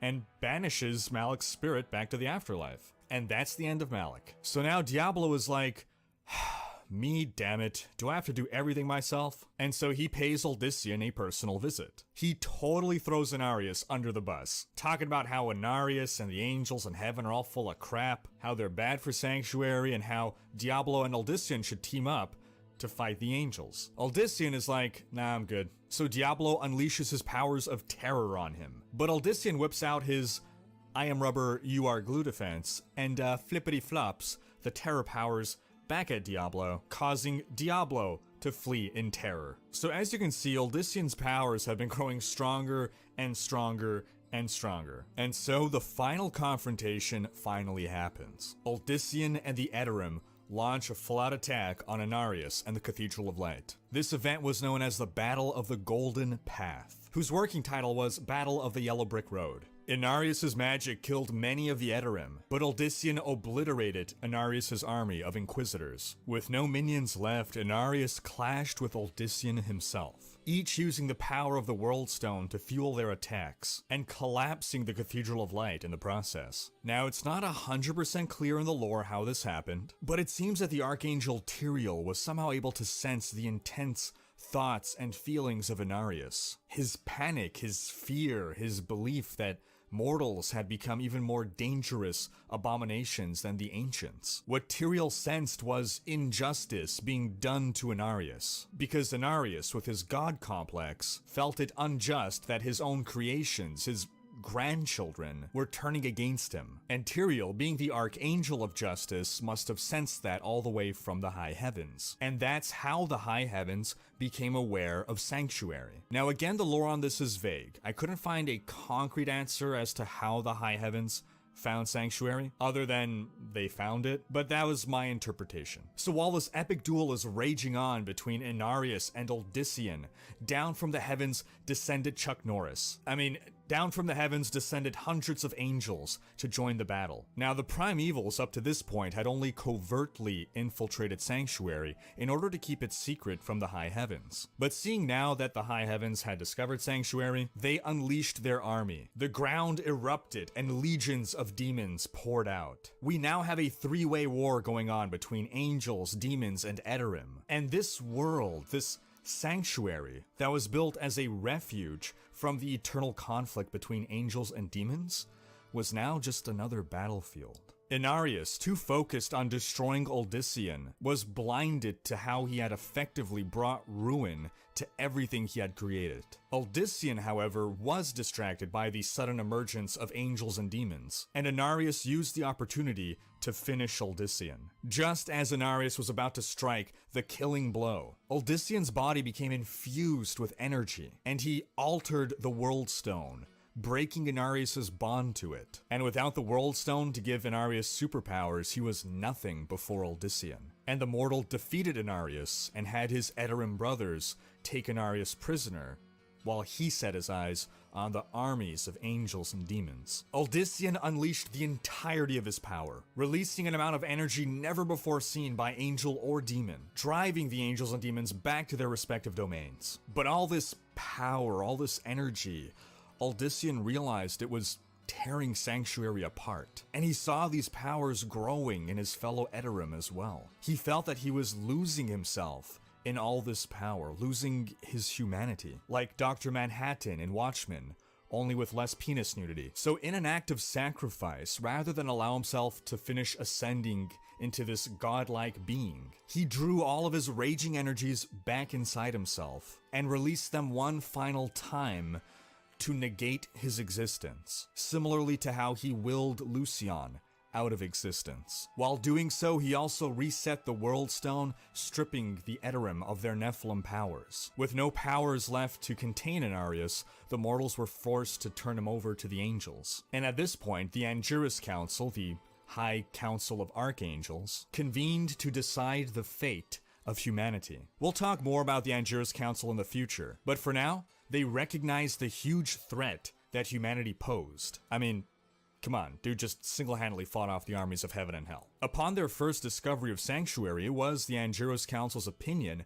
that these abominations must be destroyed. But seeing Aldysian's self-sacrifice swayed some to opt to spare humanity. It was a close vote, but the final decision was to not destroy humanity, which shouldn't be a surprise since we wouldn't have any Diablo games if humanity was wiped out. We'll talk more about this vote when we talk about the Anguirus Council. Now, the Primevals appear to have come to a similar conclusion about humanity, though certainly for different reasons. So Mephisto approached the Anguirus Council seeking parley, to which the council immediately asked, "Why you?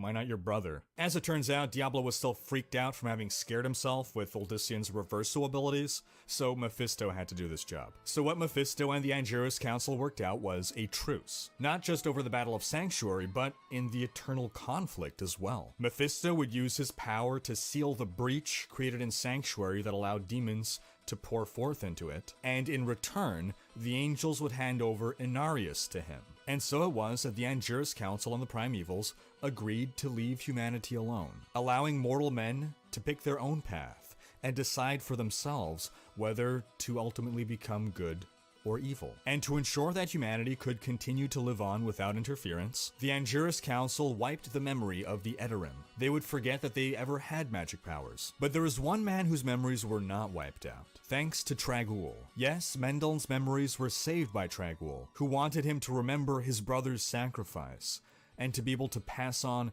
that knowledge and the knowledge of the balance, and thus necromancy, onto others. Now that just about ties up all of our loose ends, save Inarius. Mephisto brought Inarius into his realm in the burning hells to endure eternal torture. After all, Inarius had slept with his daughter, so it was pretty personal. Inarius was bound with chains, and his wings were slowly torn from his back. Great barbed hooks stretched out his skin, and vile powers distorted his once beautiful features. It's said that to this day, the vain, prideful Inarius, who fancied himself a god, is kept prisoner in a chamber of mirrors in hell. His eyelids torn from his face so that he's forced to stare at his disfigured form for all eternity. But would angels and demons truly honor this truce between heaven and hell? Who were the angels of the Anguirus Council, and how did they determine humanity's fate? Would humanity's Nephilim powers ever reawaken? All these questions and more will be answered as we continue to explore this Diablo lore series. Stay tuned. Thanks for watching. Special thanks to my Twitch and Patreon supporters for making these videos possible. If you like what you see on this channel and want to support the creation of more content, you can support me on Patreon, where any and all pledges are immensely appreciated. And as backer rewards, we have behind the scenes content, we have monthly virtual meetups, and more. If you enjoyed this video, please share it, check out these other videos, and subscribe to join Riker's Raiders for more Diablo content.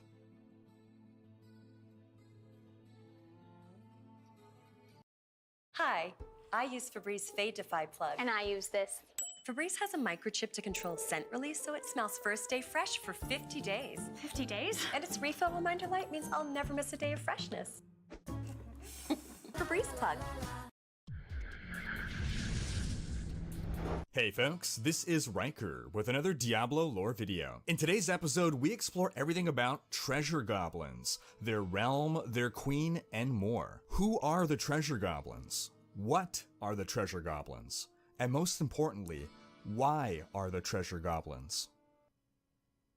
This is an addendum to our Diablo lore series in which we explore the characters and story of Diablo. We'll get back to the main story soon, but with Season 14 being the season of greed, I figured it would be timely to dive into how treasure goblins fit into the lore of Diablo. Feel free to check out our previous episodes if you haven't, and be sure to have subscription notifications turned on to be alerted of new episodes. So on to treasure goblins. The first lore we ever got on these little buggers was from renowned scholar, historian, and apparent absent-minder dropper of lore books, Abd al-Hazir, who said, quote, "Some devious little goblins have been robbing our merchants. When pursued, they simply open portals and disappear with a most aggravating chuckle.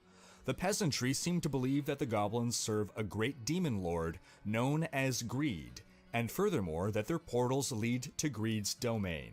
A ludicrous notion, truly. So we know that treasure goblins are small demons with grayish bodies and lizard-like heads. We know they are servants to the Baroness, Greed, who we'll talk more about in a bit. They're scavengers and opportunists who scuttle amidst battles to collect loot from fallen soldiers. And I guess not so fallen soldiers, and otherwise not fallen merchants. They're able to use some form of magic similar to a town portal to return to their domain, which, contrary to Abd al-Hazir's assertion, is very real. Sightings of treasure goblins have increased shortly after the appearance of the Fallen Star. That is to say, the events that led to the start of the story of Diablo 3. They're so common that most citizens of Sanctuary would recognize one if they saw it. So this explains why treasure goblins were not seen in previous Diablo games. It's totally not a retcon, guys. Now, in all seriousness, there actually is some precedent for having goblins in the Diablo universe. If we go all the way back to the original design document for Diablo 1, the pitch made by Blizzard North back in 1994, which was then known as Condor Games, the company, not the year, we see that the game at some point intended to feature, quote, an open ending that will allow for different themes in future sequels, where goblin caves or a living fungus world will have to be explored and conquered. So clearly treasure goblins were added into Diablo 3 in order to fulfill a promise made all the way back in Diablo 1's design document. All that's left now is a living fungus world, aka Mushroom Kingdom, which we'll see in the Diablo Super Mario crossover game. Now among treasure goblins, one stands apart. Snitchley, the aspect of Greed. He's larger, much larger than other treasure goblins. And rather than have a town portal power, he instead summons minions to protect him as he's being attacked. Maybe he's just too big to fit through the town portal. Huh. That actually makes sense. Now, what does it mean to be an aspect of Greed? I'm asking you, I don't know. We'll circle back to that soon. Let's talk about the Vault, aka the Treasure Realm, aka Greed's Realm. This is Greed's domain. It's a cave of massive proportion, filled with mountains of gold and treasure that have been presumably stolen from the citizens, merchants, townsfolk of Sanctuary. Within it, there is an area called the Inner Sanctum, which is where Greed resides. Now, no mortal had ever been to the Vault before the Nephilim goes there in Diablo 3. And as a little bit of behind-the-scenes trivia, the inspiration behind the Vault was a mixture of Goblin Town in 2014's The Hobbit, as well as Scrooge McDuck's Money Pit, and just a beehive. So that gives some insight into goblin society. In the cases of bees in a beehive, you have drones go collect honey to bring back to the hive, all in service of a queen. And in the case of this goblin society, you have treasure goblins go collect loot to bring back to the hive, all in service of a queen. Now, in a beehive, you have different bees that serve different functions. And the same holds true for the Vault, just with less bees. There still might be some bees. I don't know. While treasure goblins go out to find and retrieve loot, we have other types of demons that perform other tasks. We have the Vault Peons. These are lesser servants of Greed. They're small demons similar to imps, and peons are apparently performing daily duties like cleaning, sorting the loot, and construction projects. And then we have the Vault Sentries, aka the Hobgoblins. They protect the vault and the treasure peons and treasure goblins within it. They wield maces and are similar to demon troopers, who are the demons that form the bulk of Asmodan's army. Occasionally, hobgoblins will leap out of portals, ambushing players, showing that they too possess the same sort of town portal magic that treasure goblins have. And that takes us to the Baroness herself, Greed, aka the Queen. Greetings, summoners. With the coming of Raid's 4th anniversary, we remember the prophecy of the Chosen Four. Every 4 years, 4 fallen champions are chosen for reincarnation, reborn in legendary form. But one cannot just control reincarnation. There's the risk of returning as something entirely different. An epic, a dragon, or even a household pet. Isn't that right, Gallic? Of Greed. The vault is the domain of the Baroness, Greed, who is assumed to be the leader of the Treasure Goblin Horde. Now, Greed is a demon consumed by greed. She's obsessed with all things valuable. Every 3 hours, she takes a bath in her gold, and she has a compulsion to just increase her physical wealth. She's never satisfied. So she sends out her goblin minions continuously to collect more treasure. The incoming gold then has to be tallied, and the existing gold must be inventoried to make sure none has gone missing. Basically, the entire caste system within the vault is engineered to bring in, tabulate, and store as much treasure as possible. And to help her minions gather as much treasure as possible, Greed equips some of them with magic gems, such as the Boon of the Hoarder gem, which is a legendary gem in Diablo 3. Now that's about all we know about treasure goblins, Greed, and the vault. However, if you'll indulge me, I'd like to express a fan theory. I'd like to dive into some lore speculation on Greed. This is not stated anywhere in the lore, but I believe Greed was one of Asmodan's Sin Lieutenants. And the rest of this video will consist of explaining and defending this theory. So Asmodan is the Lord of Sin. We know that Asmodan has some powerful minions known as the Sin Lieutenants, and they helped him gain dominance over the Burning Hells. We know that there are 7 of these Sin Lieutenants, each embodying a different vice. In Diablo 3 Act 3, we meet and defeat 2 of these Sin Lieutenants, including Gome, Lord of Gluttony, and Sedea, Maiden of Lust. The lore further states that greed and pride were among Asmodan's favorite sins. So given that we know that there are a total of 7 sins, and that at least 4 of them correspond to the 7 deadly sins of Christianity, then it is reasonable to assume that there is a Sin Lieutenant for each one of the 7 deadly sins, namely lust, gluttony, greed, sloth, wrath, envy, and pride. So we've already established who the Sin Lieutenants for lust and gluttony are. So moving on to finding who the other Sin Lieutenants are, in more recent Diablo 3 lore, we met Vidian, Lord of Envy, with the free content update that came with the Necromancer pack. According to the lore, Vidian would, quote, seldomly obey the will of his master, Asmodan. Based on that, I think it's very reasonable to assume that Vidian was the Sin Lieutenant of Envy. So that covers 3 of them. Now, beyond that, there is a reference to a demon lord named Zabul, Lord of Wrath. We find this reference in the lore text for the Burst of Wrath item in Diablo 3, and the lore reads, Zabul, the Lord of Wrath, forged this weapon after the Primevals declared they would not invade the world of Sanctuary. 1,000 demons died in the process. Now, given that the Sin Lieutenants appear to be either the Lord or Maiden of a given sin, it is not unreasonable to believe that Zabul, Lord of Wrath, Wrath being one of the 7 deadly sins, is Asmodan's Sin Lieutenant of Wrath. To strengthen that theory, we know that when the Primevals discovered Sanctuary, they decided to corrupt humanity and use humanity as a weapon against the high heavens, rather than just invade and conquer humanity. And we know from the lore that that pissed off Asmodan and his allies that wanted to go the war route. And this seems well in line with Zabul's sentiments, which further cements him as an ally of Asmodan and thus a likely Sin Lieutenant. So that covers 4 sins, leaving us with greed, sloth, and pride. Now we see no reference to a Lord of Sloth, however, we do encounter in-game a demon named Bolin, aspect of Sloth. Now, an aspect does not seem important enough to be a lieutenant. An aspect of something suggests that it is subservient to a lord or maiden of something. We've met many aspects in the game. We've met the aspect of Anguish, Andariel's minion, who serves Andariel, Maiden of Anguish. We've met the aspect of Destruction, Baal's warmonger, who serves Baal, Lord of Destruction. The aspect of Hatred, Mephisto's disciple, who serves Mephisto. The aspect of Lies, Belial's assassin, who serves the aspect of Pain, Duriel's Dark Rider, who serves the aspect of Sin, Asmodan's legionnaire, the aspect of Terror, Diablo's Herald, who serves Diablo, Lord of Terror. Now, we even met in Act 3 Zalusa the Grasping, aspect of Envy. And we met Zalusa long before Vidian was introduced to the game,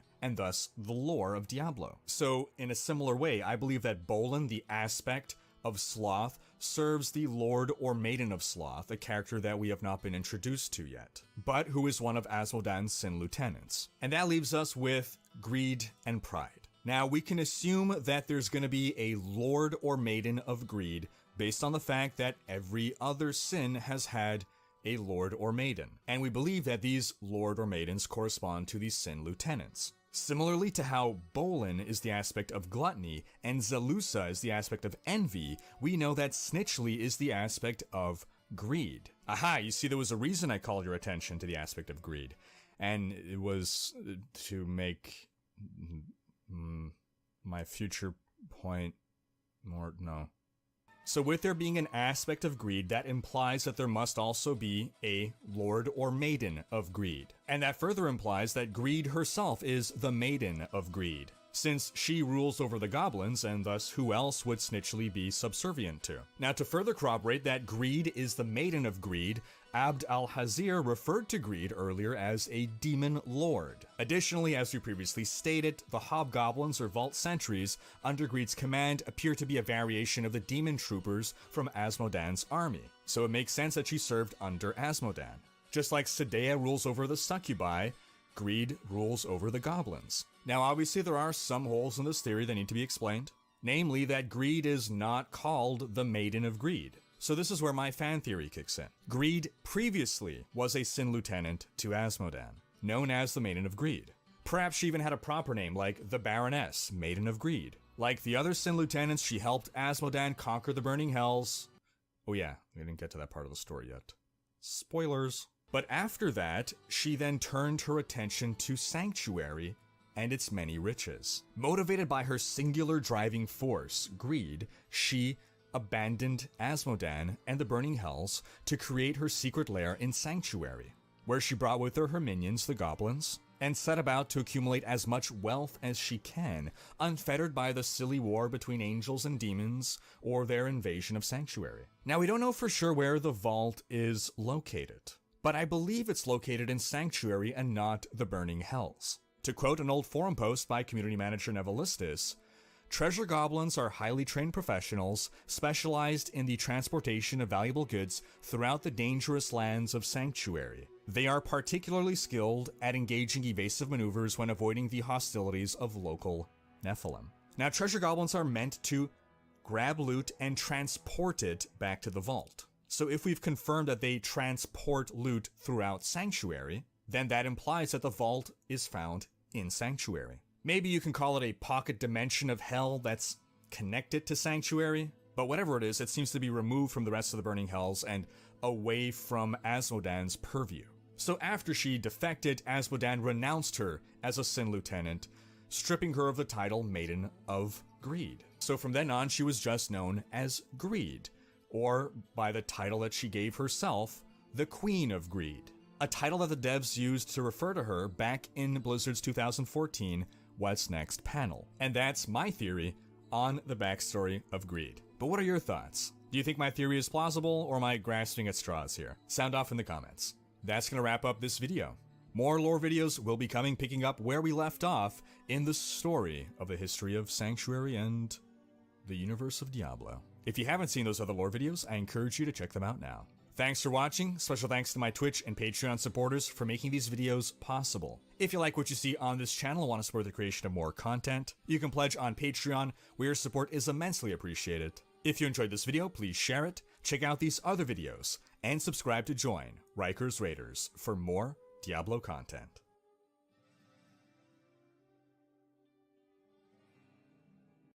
Oh, he's totally my type. Nonsense. I make a better pair with him.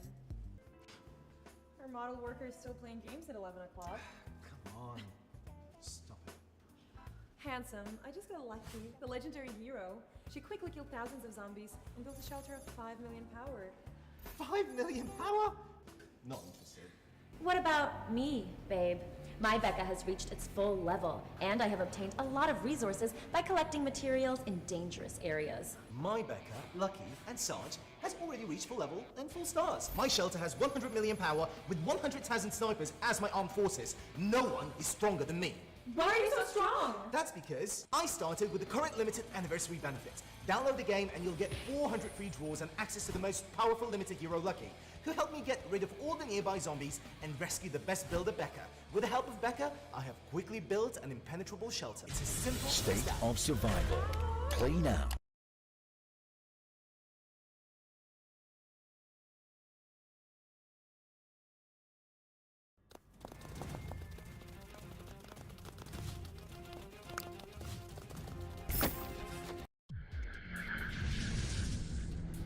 Hey folks, this is Riker with a Diablo 3 video on how to get the time-limited Kanai's Scorn transmog. You only have a few days left to get this transmog. The last week of March every year is the only time you can acquire it. And in this video, we'll go over how you can get that transmog, as well as the lore and backstory behind it. So we'll start by quickly explaining how to get the item. You'll want to load into adventure mode. The difficulty doesn't matter, you can do it on normal. Then you're going to go to Act 3, the Ruins of Sescheron waypoint in the top right. Run around, explore the Ruins of Sescheron until you find the exit to the next location, the Elder Sanctum. There is only one other area you can go to. If you find it, that is the exit. From the Elder Sanctum, it's in that area that you will find the transmog. You're going to try to find the Immortal Throne. It's generally towards the top left of the area. It'll be very obvious when you get there. It's going to look like this, and you're going to walk all the way up to King Kanai on the Immortal Throne. And beside it, you should find a mysterious chest just to the right of King Kanai on the throne. Kanai's Scorn is in that chest. It's a 100% spawn rate, 100% drop chance. If the chest is not there, it's because it's not the last week of March. Although there are some rumors that say you can just change the time on your system clock, but we won't talk about that. Now, while you can only get the transmog during the last week of the month, there is an event that runs throughout the entire month of March. On any day in the month of March, if you approach the Immortal Throne, King Kanai's spirit will emerge from his body and open a portal to Kanai's stomping grounds. It's basically a miniature version of the cow level, but with the added bonus of having Kanai's spirit accompany you, so you get to have a cool companion. He does some damage, but mostly he just looks badass. And that's basically it. That covers the mechanics side of things. That's everything you need to know about this event. The stomping grounds doesn't have anything special to it otherwise. You're not going to want to go there to get any special rewards or anything. The one real use for this area is at the start of a season. If a season happens to start during March, then on a fresh character, a level 1 new season character, that's a great area to go level. But that didn't quite line up this year. So the rest of this video will be explaining why King Kanai was added to the game. Who is this person? What's the lore behind him? What's the backstory here? So in that regard, this will sort of be an addendum to my lore series, a lost chapters, if you will. And if you'd like more Diablo lore, I encourage you to check out that series. So to explain why we have King Kanai here, we have to go back and talk about the Horadrim. Not too much, we'll just talk a bit about them. So the Brotherhood of the Horadrim, aka the Crusaders of Light, even though they're not actual Crusaders, they got the name Crusaders before Crusaders were a thing in Diablo 3. They're just a group of mages and wizards, really. And the organization was founded by Tyrael, who basically collected all these mages and wizards like Pokemon as a group that would fight the three prime evils, Baal, Mephisto, and Diablo. There are many important figures in Diablo lore who were Horadrim. Tal Rasha, for instance, was the leader of the Horadrim, and also the creator of an Haute Couture fashion line. Zoltan Kulle was one of the early members of the Horadrim, and Deckard Cain was the last living member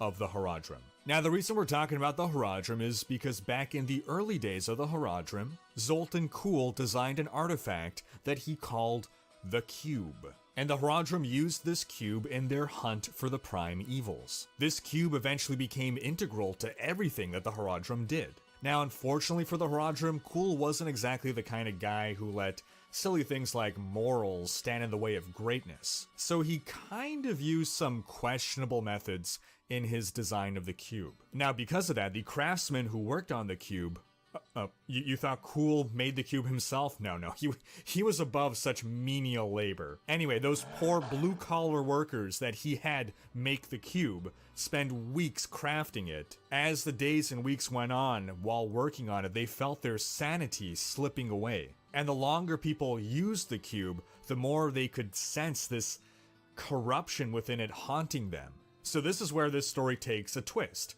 Rather than the predictable thing of, oh, they just keep using it and then I'll get corrupted by it, they did the smart thing and decided, you know what, maybe we should stop using this cube.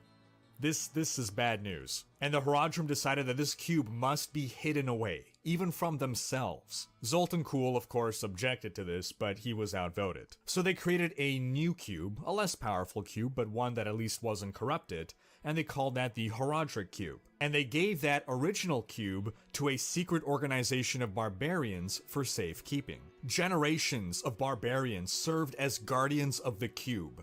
Kind of like Guardians of the Galaxy, except not the same in any way whatsoever. And as it was passed down generation to generation, eventually it came to Chief Elder Kanai to safekeep it. And he considered the cube his greatest treasure. Kanai was the Chief Elder of Sescheron, and the cube was buried beneath Sescheron, which was the barbarian capital.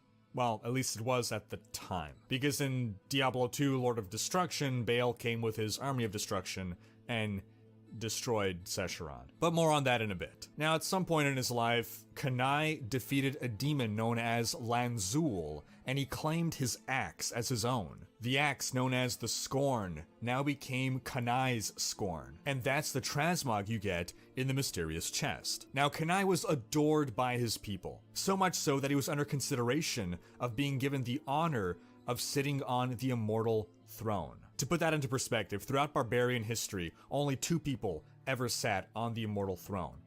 And one of them was Bolcathos himself, the Immortal King, thus the Immortal King said being named after him. But before the final ruling as to whether Kanai was deemed worthy of the throne, you know, there's a lot of red tape, bureaucracy and all that, Baal attacked the city. It was bad timing. Now, why did Baal attack the city? Well, Sescheron was a huge city. It was a symbol of the united barbarian tribes. And within this city was the World Stone, which the barbarians were tasked with defending.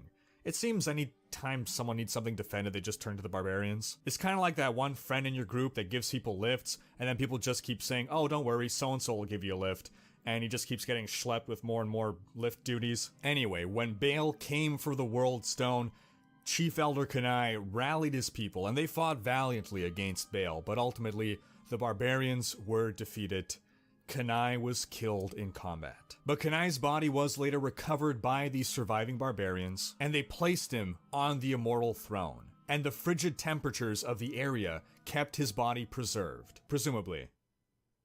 Or magic.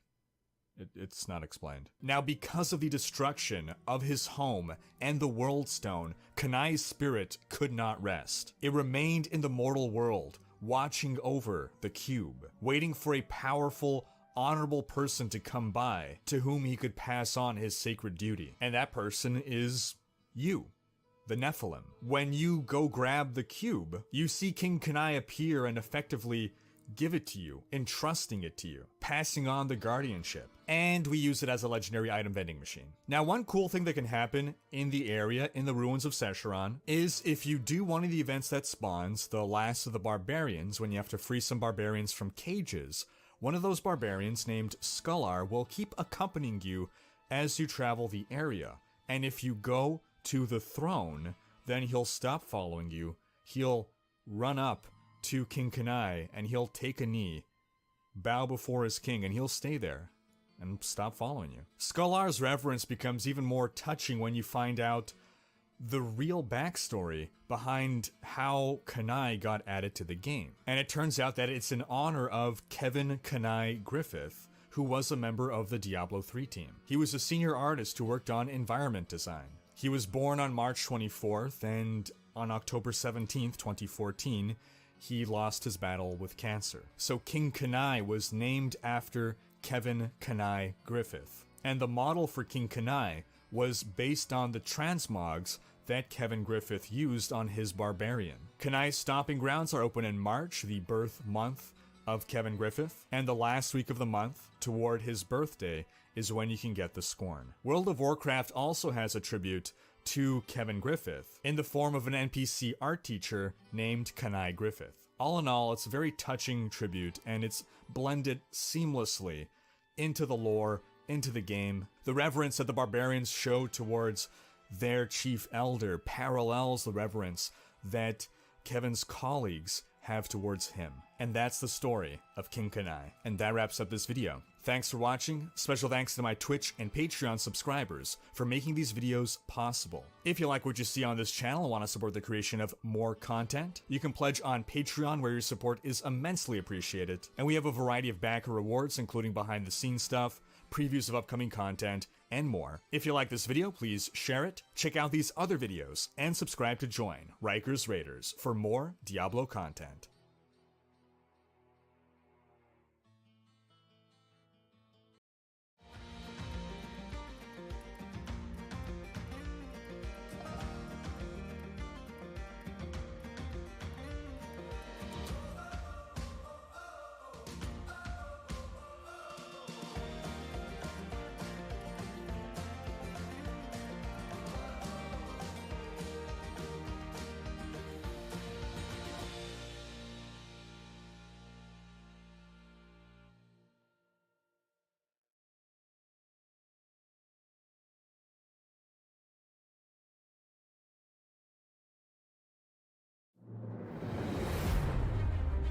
In the beginning, after a... What's up guys, Bloodshed here. Today we're going to talk about Lilith in Diablo 4. A lot of people have been asking me, who is she and why is she there? Where's Diablo, man? I personally love that they went with Lilith as the choice. If you don't know, I have a Lilith inspired basically tattoo on my forearm. She's awesome, man, and she's going to add a nice complex character to D4, but let's start from the beginning. Okay, so Lilith is the daughter of Mephisto, the Lord of Hatred. You can see how the horns are inspired from her father. You know, she gets a little bit of that from him. Mephisto has like the dopest looking horns. So yeah, it's like the ram style thing. She has her own accomplishments, okay? Not just being the daughter of Mephisto. She's the queen of all succubi, which are basically like the vile temptress, the hell witches that seduce. When it comes to genre-defining games, seldom is the attention put on its creation or the first iteration, focusing instead on what they became rather than what they were. For most, with every new patch, DLC, and sequel, more and more of what made that game so special in the first place is lost. IPs created and published by Activision Blizzard are certainly no exception. With what was once Warcraft the real-time strategy is now known as Warcraft the MMORPG, or Warcraft Refunded, or StarCraft, now colloquially referred to by its expansion, Brood War. While both of those series have stories of their own, this video will focus on another, what the series that defined the action RPG genre was, and all the way up to what it became. This is the evolution of Diablo.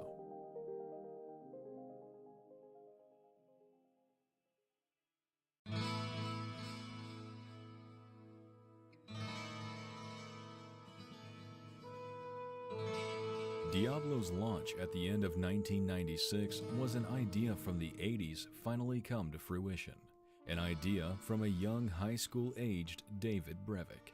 In a 2016 Gamasutra post-mortem interview with Brevik himself, he explains that not only was the game named after the local peak in California's Bay Area, Mount Diablo, but it was also supposed to be a traditional party-based RPG with turn-based combat, due to the influence of Brevik's early love of games like Rogue and NetHack.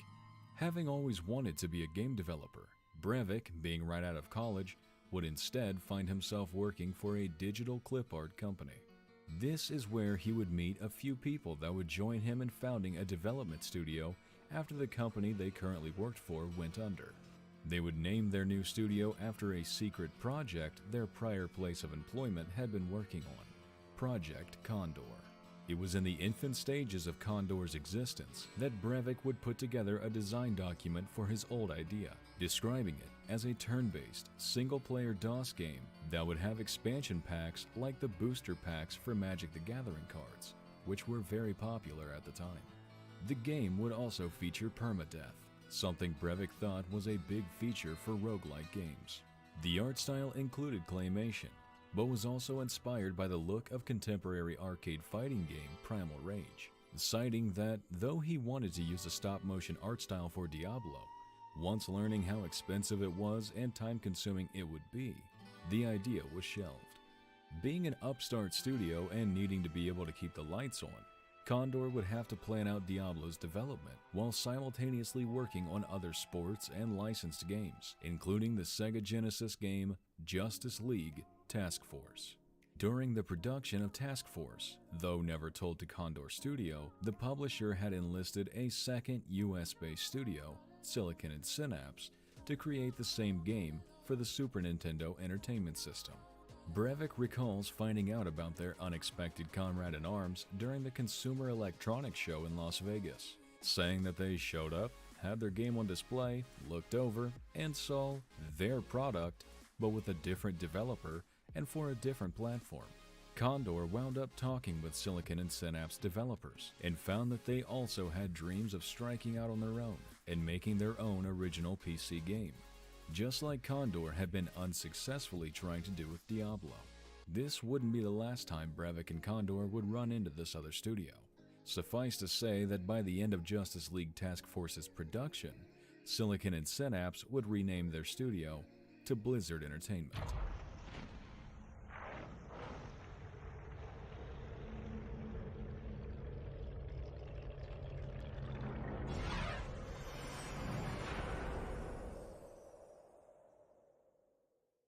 While Condor was searching far and wide for a publisher to accept their pitch for their game, Blizzard Entertainment had finished and released Warcraft.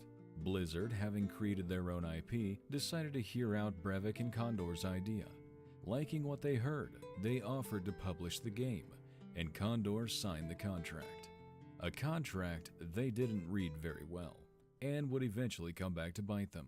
While they had created a design document for Diablo, they had no clue what the game was actually supposed to look like. Brevik admits that he took a screenshot of XCOM and would use it to design Diablo's graphical presentation entirely. Even the tiles' shape and sizes were copied exactly from the screenshot. During production, Condor would be renamed to Blizzard North, and the publisher studio would become Blizzard South. But a new name wouldn't be the only thing the publisher would want changed. Eventually, while work on the game had begun in earnest, Blizzard South approached Brevik and the team with a demand that would fundamentally change the game. They wanted Diablo to feature real-time gameplay, instead of its current turn-based style.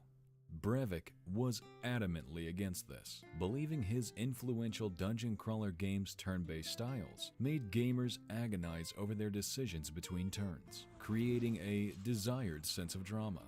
This was such a controversial point for Brevik that Blizzard North would have to hold a vote for whether or not they would make the change to real-time gameplay.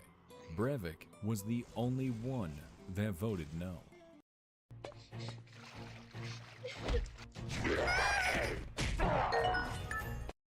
Getting back to Blizzard South, Brevik would argue that they would need a lot more time to completely overhaul the game for this new style, and that they would require another milestone payment. They agreed, and Brevik spent a Saturday afternoon throwing together a real-time system. He recalled the first time he saw his formerly turn-based warrior walk across a room and attack a skeleton in real time, exclaiming out loud how awesome it was. You know, going around talking to other people in the studio and other people in the studio, yeah, we should make this thing real time. And so I kind of held out. There were about 2 or 3 of us that held out to the bitter end. And finally, one day we decided to have a talk and bring it to a vote. So we all met in the kitchen and we voted, and I voted no and everybody else voted yes. So I remember taking the mouse and I clicked on the mouse, and the warrior walked over and smacked the skeleton down, and I was like, oh my God! That was awesome! Though the game was beginning to take shape, that contract the studio signed was beginning to show its severely miscalculated issue. The 15-person studio had agreed to develop Diablo for only $300,000. That would come out to everyone being paid $20,000 for 1 year, and doesn't include any extra expenses like the very office space they occupied. Having to search for ways to make money just to keep the lights on, they found another publisher, 3DO and signed a contract with them to develop a football game for consoles for a cool $1 million.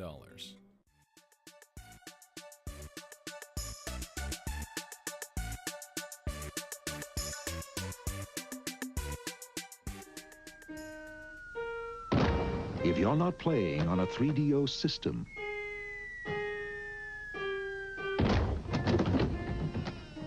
what are you playing with?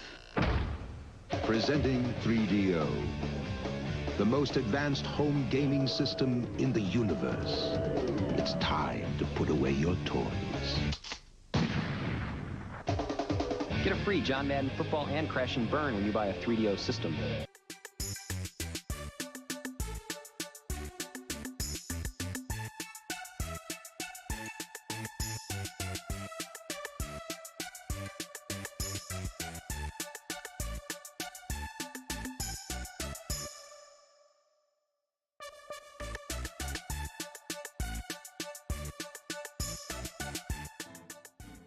Of course, that money was not all received up front, and the studio was still struggling and operating on a day-to-day basis, doing all they could to pay staff and maintain operations. Eventually, Blizzard South approached the studio again, this time with a new offer, one to buy them out and fully acquire the studio. This was the perfect news for the struggling team, and would mean that they wouldn't have to worry about making payroll by constantly finding new work. Their newest publisher, 3DO, caught wind of the deal and submitted their own, offering mostly the same terms, but for twice the money. The studio would turn down this greater offer, feeling as though Blizzard was a much better fit for them in terms of culture and beliefs. Now, truly being a part of Blizzard Entertainment, Brevik and the team worked full force on Diablo. In that same time, Blizzard North's Battle.net was building up as well, and its integration into Diablo was one of the slated features. At that point in Diablo's development, the game didn't have any multiplayer modes or even the code for them. Multiplayer. We're going to come up and we're going to take a look at your multiplayer code. And they came up and they're like, you don't have any multiplayer code. Oh shit. All right, well, in order for this to work with Battle.net, we're going to have multiplayer code. So a few of the guys from down south actually moved up north during the last 6 months of development and started making Diablo into multiplayer and integrating Battle.net into the entire thing. And so the integration of the online system was so rushed that there wasn't any time to set countermeasures in place for cheating, something they didn't realize would become so massively prevalent, or that people would create and share the cheats online, allowing for anyone and everyone to readily download and abuse them. Concerning Battle.net, Brevik would also reveal that the entire system ran on only a single computer. Since players connected to each other rather than a server, they only needed a system that would allow those connections, rather than actually support the sessions themselves. During the creation of the playable classes in the game, the team agreed that one of the worst aspects of RPGs is that they all had lengthy character creation times before you could actually play the game. Joining this disfavor of navigating menus to build a character with Blizzard North's love for the menus in Doom, they decided to base the UI on id Software's work to meet what they called the MOM test, a way of judging whether someone with very little knowledge of the game would be able to readily pick it up and play. This theory would be evoked for all other UI elements in the game except for the minimap, which was inspired by the minimalistic automap of Dark Forces, and the hotbar, which was designed and implemented only 3 months before the game shipped. What they had before the hotbar was a single slot in the lower left corner of the screen, where players could place potions. Blizzard had also contemplated getting rid of the right-click to use skill mechanic, to instead require the player to bring up the skill book and click on the skill they wanted to use each time they wanted to use it, and had also wanted to include cooking and hunger mechanics into the game towards the end of development, but ran out of time before it could be implemented. The entire last 8 or 9 months of the game's development had the studio working in a state of crunch, as claimed by Brevik himself. So here's a little bit of a personal story. One of the end was really, really rough. We crunched probably for the last 8 or 9 months, something like that. I mean, it was all day, every day. I would get up usually at about 4 in the morning. And I would drive to work. I'd pick up my brother, and we'd go to work. And then I would work until, I don't know, midnight or so, and go home and get up and do it again. And I did this for every day for about 8 months. My wife was pregnant at the time. The baby was due in late December.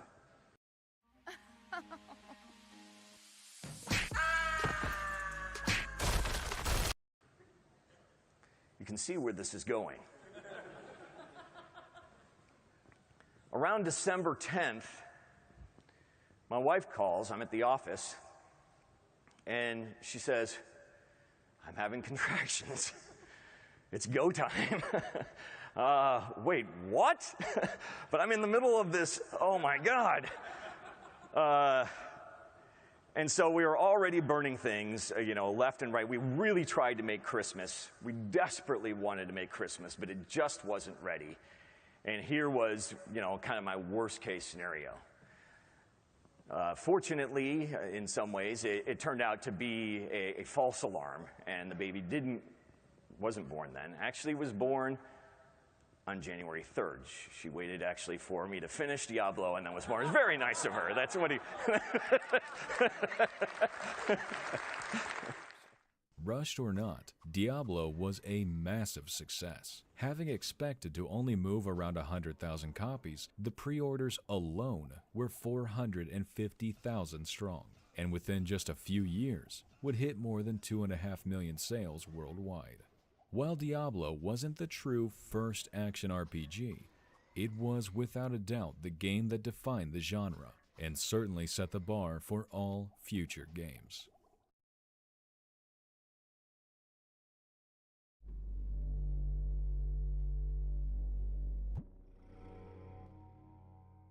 An action RPG is simply defined as a game with leveling up, choosing character classes, and managing a variety of spells and/or equipment like a typical RPG, except it's all done in real time, like an action game. Everything in Diablo is executed with only a mouse. Those spells could be assigned hotkeys for quick use. Upon beginning the game, players would have the choice of 3 classes: the Warrior, a powerful melee fighter, master of weapons of war, and capable of enduring more damage than the other classes; the Rogue, the greatest archers in the world of Sanctuary. They could have a higher level of magic than warriors, although not nearly as high as sorcerers. The sorcerers are powerful masters of the arcane arts. The sorcerer is able to achieve the greatest heights of magic to the extent that he doesn't have need for physical weapons. One thing Diablo did differently from every other game in this series was that it didn't strictly differentiate between these classes. They could use all of the weapons and learn all of the spells. The only thing selecting a class would dictate is how your stats would increase each time the character leveled up. The Warrior having the highest strength and vitality stats, the Sorcerer having the highest mana and magic stats, and the Rogue having the highest dexterity stat while being a balance between the other 2 classes. Since some equipment can require a high enough value in a certain stat, the class that gains the most points in that stat with each level up will be able to use it much sooner than the others, barring the use of any gear that may increase that same stat. This means that even though there are no hard restrictions on gear and spells, a warrior will never be as proficient in spellcasting as a sorcerer. There were also hidden benefits for each of the classes, something that would remain in Diablo 2 as well, but in a different way. The warrior has a naturally better chance to hit an enemy in melee combat, a chance to cause a critical hit, which would cause twice the usual damage, something the other 2 characters lack entirely. He also had the best chance to block an attack with a shield, and had fewer frames per swing with melee weapons, meaning he could attack with weapons faster. The Rogue calculates both her strength and dexterity when determining the damage she can deal with a bow. She has a higher hit chance while using bows, and fewer frames when firing them, just like the Warrior with melee weapons. The Sorcerer has the highest chance to hit with spells, and also has fewer frames when casting them. Each class also possesses a unique ability. Warriors could repair their equipment, Rogues can disarm traps, and Sorcerers can recharge staves. The repair and recharge abilities did come with drawbacks though. as each time this skill is used on a piece of corresponding gear, that item will have a lower max durability or charge, respectively, diminishing its usefulness over time. While battling the forces of hell, players will gain various amounts of experience points for each foe vanquished. Reaching a certain amount, the character will level up, increasing their attributes by an amount which would in turn increase some of their statistics. There were 4 different attributes. Strength, which affects the amount of damage the character may deal in melee combat. Advanced armors and weapons have minimum strength requirements. Magic, which affects the amount of mana the character has and increases the chance of a spell hitting its target. Magic can also affect how spells perform, increasing their damage or duration. Spellbooks, staves, and many scrolls have minimum magic requirements. Dexterity affects the chance of hitting or being hit by enemies in combat, and the chance of blocking a hit if wearing a shield. It also increases the amount of damage dealt by ranged attacks for the rogue, coupled with strength. Advanced bows have minimum dexterity requirements. Vitality affects the life statistic of the character. It also determines how much damage a monster needs to deal in order to stun the character. Characters can be stunned by a monster taking a certain percentage of your health in a single blow, meaning a higher amount of health can keep them from being stunned, as the monster would have to deal more damage to meet the stun threshold. Stun simply means a momentary recoil and delay in character action. This is another mechanic in the game that reinforces the intended roles for each class, while still allowing for total freedom. Since the warrior has and receives the most health, it's much harder for them to be stunned in combat, unlike the mage, who should avoid direct combat altogether, lest they risk the chance of being stun-locked by powerful enemies. These attributes, as well as gear and other game mechanics like shrines, affect a character's statistics, which are the raw numbers that are used in calculations for the game, such as life, mana, chance to hit, and damage, which we've already talked about. There's also armor class, which represents the amount and quality of the armor worn as a whole. This is used in the game's calculations for the chance to be hit, with more and better armor giving better chances to avoid damage for the wearer, though this value does not decrease your chances to be hit by magical attacks. Do you know the US Solar Company's nasty little secret? It turns out if you live in Texas, they have elemental resistances for fire, lightning, and magic. None of the classes start with any resistances, and they can only be gained through the use of magical items. But even though you can find monsters with 1 or more total immunities to these elements, the player characters themselves have their maximum possible resistances capped at 75%. As far as gameplay goes, Diablo was a true dungeon crawler, with the entirety of combat taking place in 16 levels of dungeon under the town's cathedral, split into 4 different sections. Each section would have its own exit back to the town of Tristram, but could only be accessed if the player had found it in the dungeon. Each section's appearance, architecture, light level, monsters, and soundtrack would be different, and would resemble how close the player was in reaching Hell and the final level, Diablo's Lair. Though each monster belonged to a specific Lord of Hell, such as Mephisto, the Lord of Hatred, Baal, the Lord of Destruction, or Diablo himself, the Lord of Terror, they were still one of 3 classes. Animals, such as scavengers and bats, take 50% less damage from blunt weapons, but 50% more damage from blades. Demons, such as Diablo himself, have no resistances or weaknesses to specific weapon types. Undead, such as skeletons and zombies, are the inverse of animals, taking 50% more damage from blunt weapons, but 50% less damage from blades. While supplies and equipment can be bought in Tristram from vendors, during your crusade through the cathedral's dungeon, slaying everything along the way, breaking barrels, and opening chests, they'll also have a chance of dropping items, with monsters dropping items similar to their level, while vendors in town base their stock off of the player's level. Diablo also featured randomly selected quests to complement its roguelike gameplay and random dungeon layouts. rather than the quest itself being random, like Bethesda's Radiant quest system. So what do you plan on doing about the jet problem in our community? How about the settlement problem? Another settlement needs our help. I'll mark it on your map. These were fully worked out missions that would give the player some background lore along with valuable rewards. The game featured 16 quests, but each playthrough could only include 8 plus the 3 endgame quests that are always available in every playthrough except in multiplayer. Multiplayer would only feature 4 quests, with 2 of them being the final quests in the game, one of the others being integrated into the dungeon levels rather than having a special area, but the other having a specially designed large room for the encounter. Regardless of whether you were playing single or multiplayer, none of the quests are mandatory for progression, except for the penultimate mission, which will open up the way to Diablo's lair, and then of course, ending the Lord of Terror's reign. Diablo would get ported to Sony's PlayStation in 1998 by Electronic Arts, which featured a narrator so that players wouldn't have to look for books during their trek through Hell's Minions to learn of the story. However, the port lacked multiplayer, but did include 2-player local co-op. Diablo also received an expansion for PC in 1997 called Diablo Hellfire, and was developed by Sierra Entertainment rather than Blizzard's in-house team. It included 2 new dungeon segments and a new side storyline, more unique items and magical properties that could be found on items, new spells, and a 4th class, the Monk. Data miners soon found that there were 2 other unfinished classes in Hellfire's files, a Bard and a Barbarian.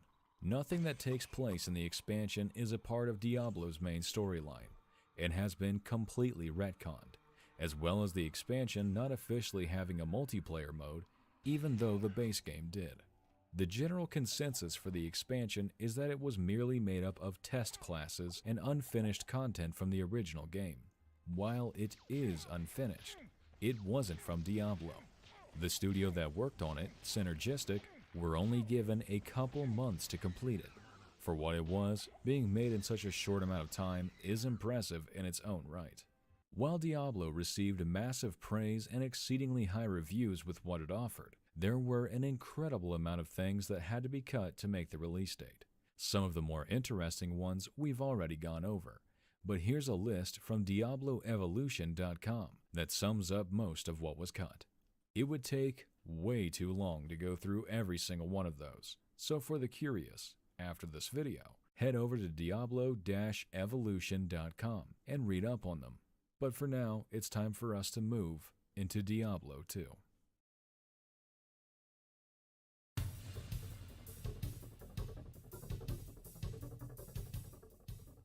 Diablo 2's development was the exact opposite of its predecessors. A full team of 24, now more experienced developers, eventually growing to more than 40, who didn't have to worry about stopping what they were doing to work on a completely different game just to make sure their company stays afloat. Able to take their time and playtest the hell out of the game to make sure everything they did was true to their vision, and most importantly, fun. At first I didn't know what to think. Maybe they just celebrated Halloween early in this town. Maybe every day. I began looking for answers. But soon I couldn't get the images I'd seen out of my head. And it was clear that their world was becoming mine.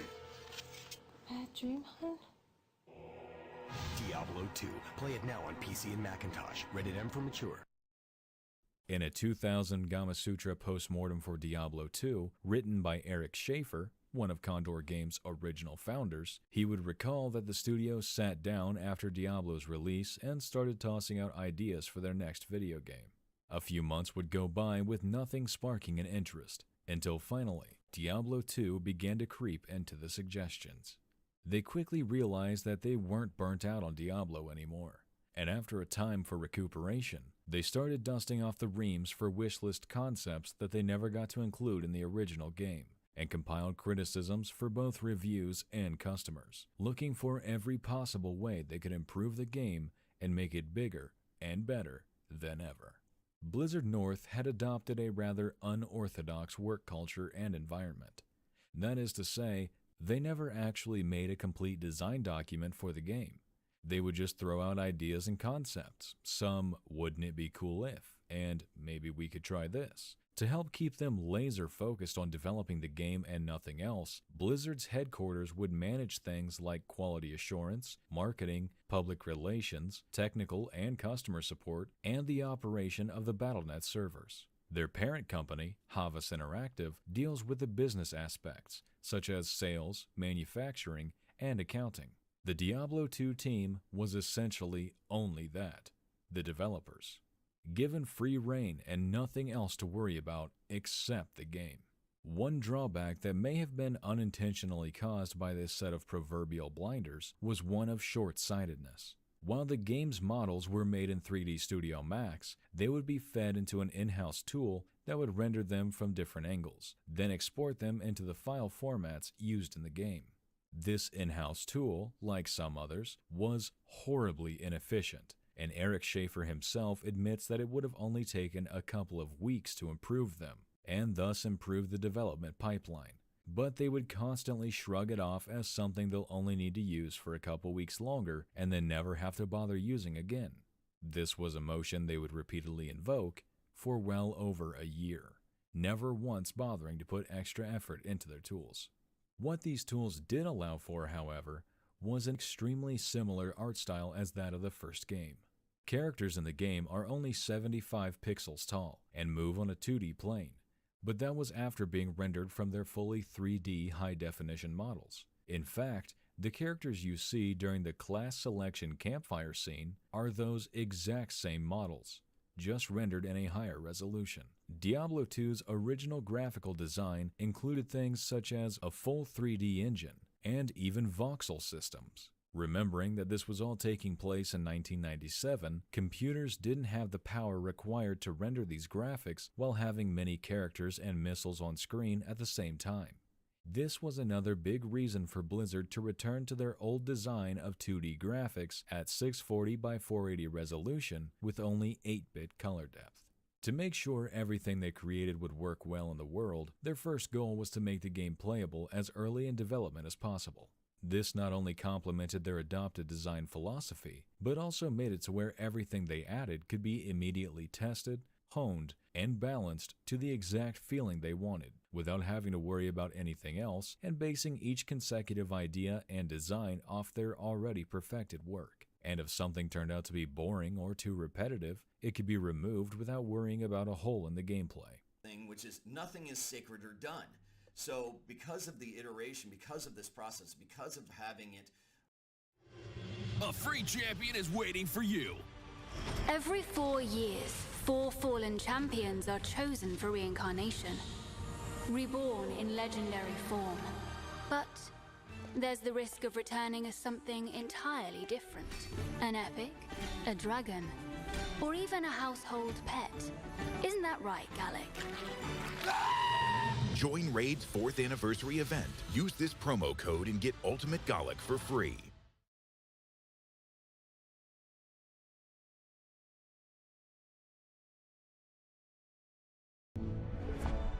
YouTube TV has no hidden fees and includes unlimited DVR space. YouTube TV, try it free. Running at all times, we're able to kind of iterate on it over and over and make small changes here and there, come up with new ideas on how to do things to make it better over a long period of time. And so the time and part of the game that we worked on the most was the most important part of the game.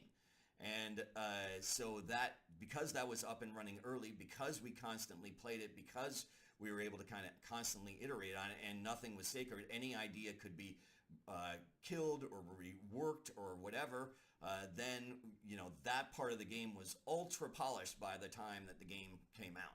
Schaefer would provide an example of this, stating, "It became obvious very early that players would be killing large amounts of the same monsters, and those monsters would predominantly be attacking the players. This gave us the opportunity to plan for multiple death sound effects and additional attacking animations for each monster. If we hadn't experienced the core gameplay as early as we did, combat would have ended up feeling much more repetitive." In early development, the class system was based off of Diablo's, but with very distinct differences. Instead of each class being able to learn the same 28 spells as all the others, they wanted each class to have its own set of 16.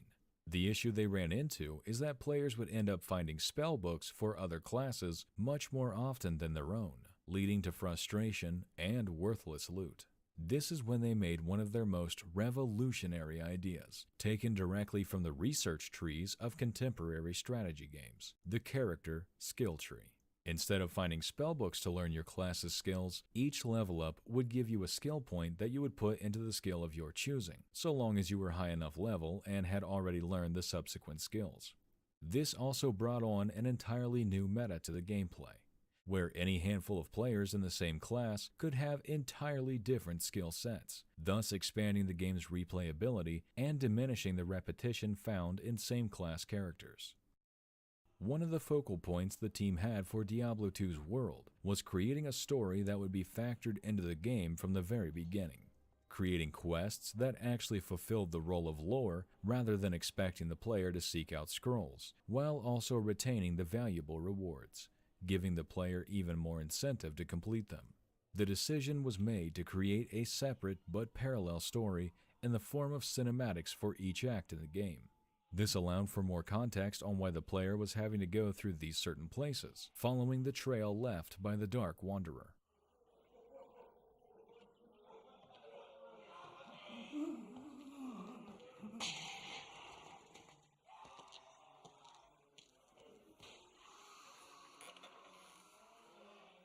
So, Marius, at last I find you.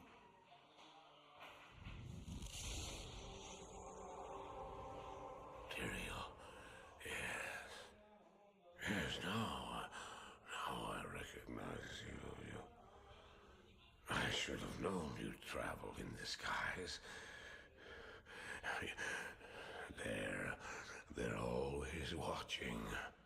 I've been searching for you for a long time, Marius.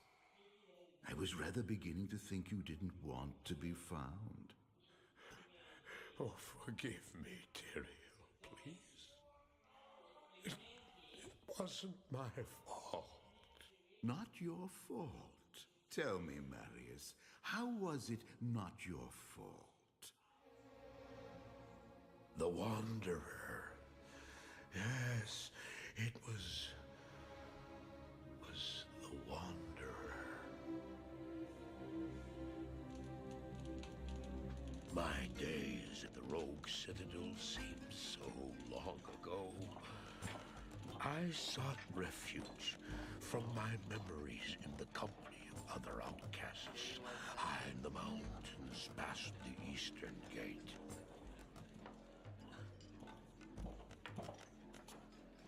Do you want something?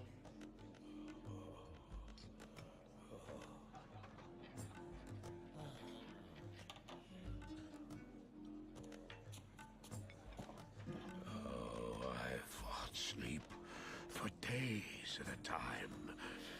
For when I dreamt, the memories would return. Memories of the monastery and the evil which had claimed it. Dreams, memories. I couldn't tell the difference anymore.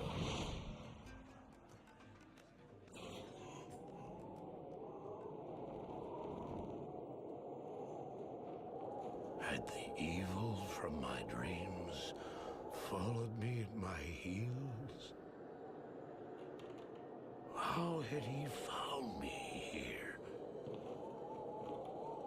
How could this broken shell of a man, barely able to carry the weight of his own sword, be the burning terror which drove me to hide here?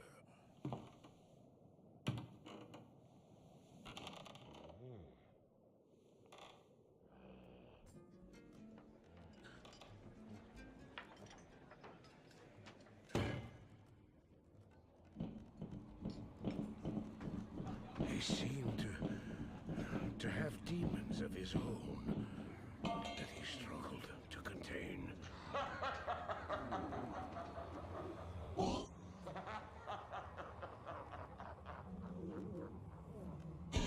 And he was losing.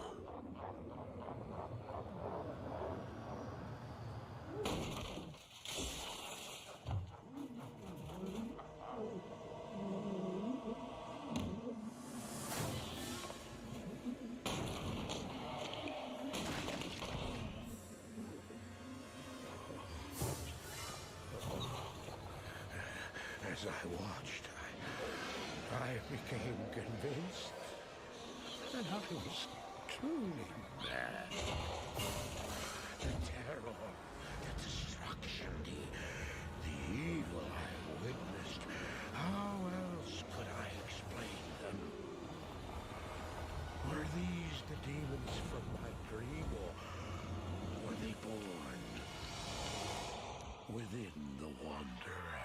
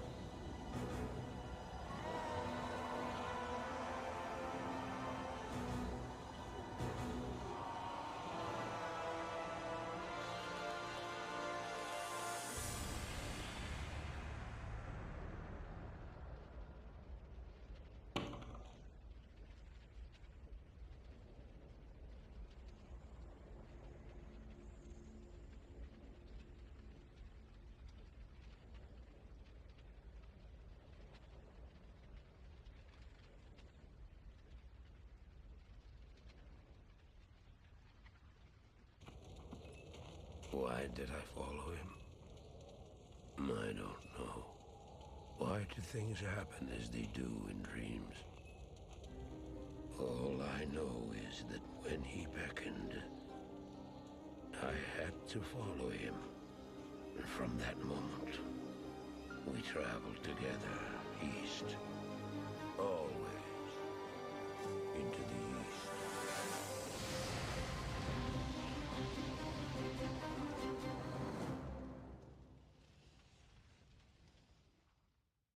Oddly enough, even though Eric Schaefer himself wrote that Diablo 2's story was factored in from the very beginning in his post-mortem article released in 2000, he's also on record in a 2015 USGamer.net article where he claims the exact opposite, and that the story and cinematics were essentially afterthoughts and far behind schedule. Stranger still, this article appears to have been edited, and the section in which Schaefer expresses this contrasting view on Diablo 2's story has been removed. Whether this is some elaborate prank or an accidental admission by Schaefer is unclear, but it certainly adds a bit of drama and contention to the facts of the story. Another aspect taken from its predecessor and massively expanded on was the randomization. While they only added 4 new towns, the world outside of those towns' gates were huge, and everything from the surface level to the dungeons they held were mostly randomly generated. There were far more items and monsters, as well as magical properties. Hey, get in line, bro! I just got lucky. She can kill zombies in the blink of an eye. What are you gonna do? Hey, what the heck, man? I just got lucky and she's practically unstoppable. What are you gonna do about it? How dare you not let me get in? Didn't you see my lucky was already? I've had lucky with max power for ages. I also have Nanami, Becca, and Luca. Together, we built a settlement with over 80 million power and have survived over 100 days in the Doomsday. You must spend a lot, you jerk. I didn't spend a penny. I started the game with Lucky, a legendary hero. I rescued from hospital. She killed all the zombies near my shelter and then used the gift code LUCKY2022 to get tons of building resources and treasure. It took me only 30 minutes to build my settlement. Simple as that.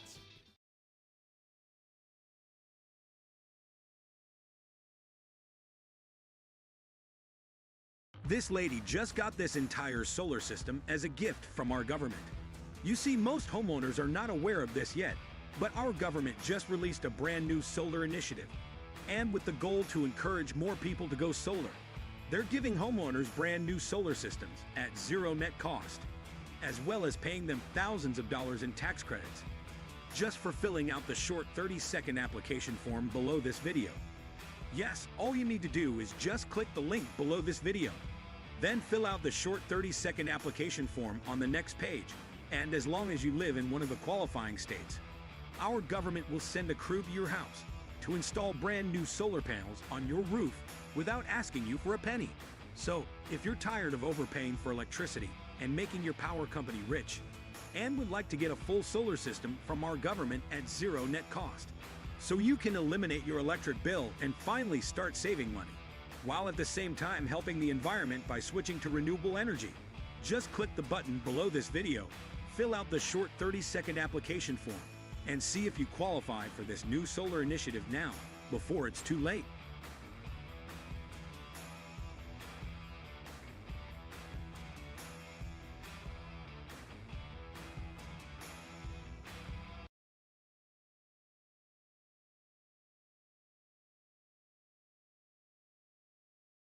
Properties that could be found on both.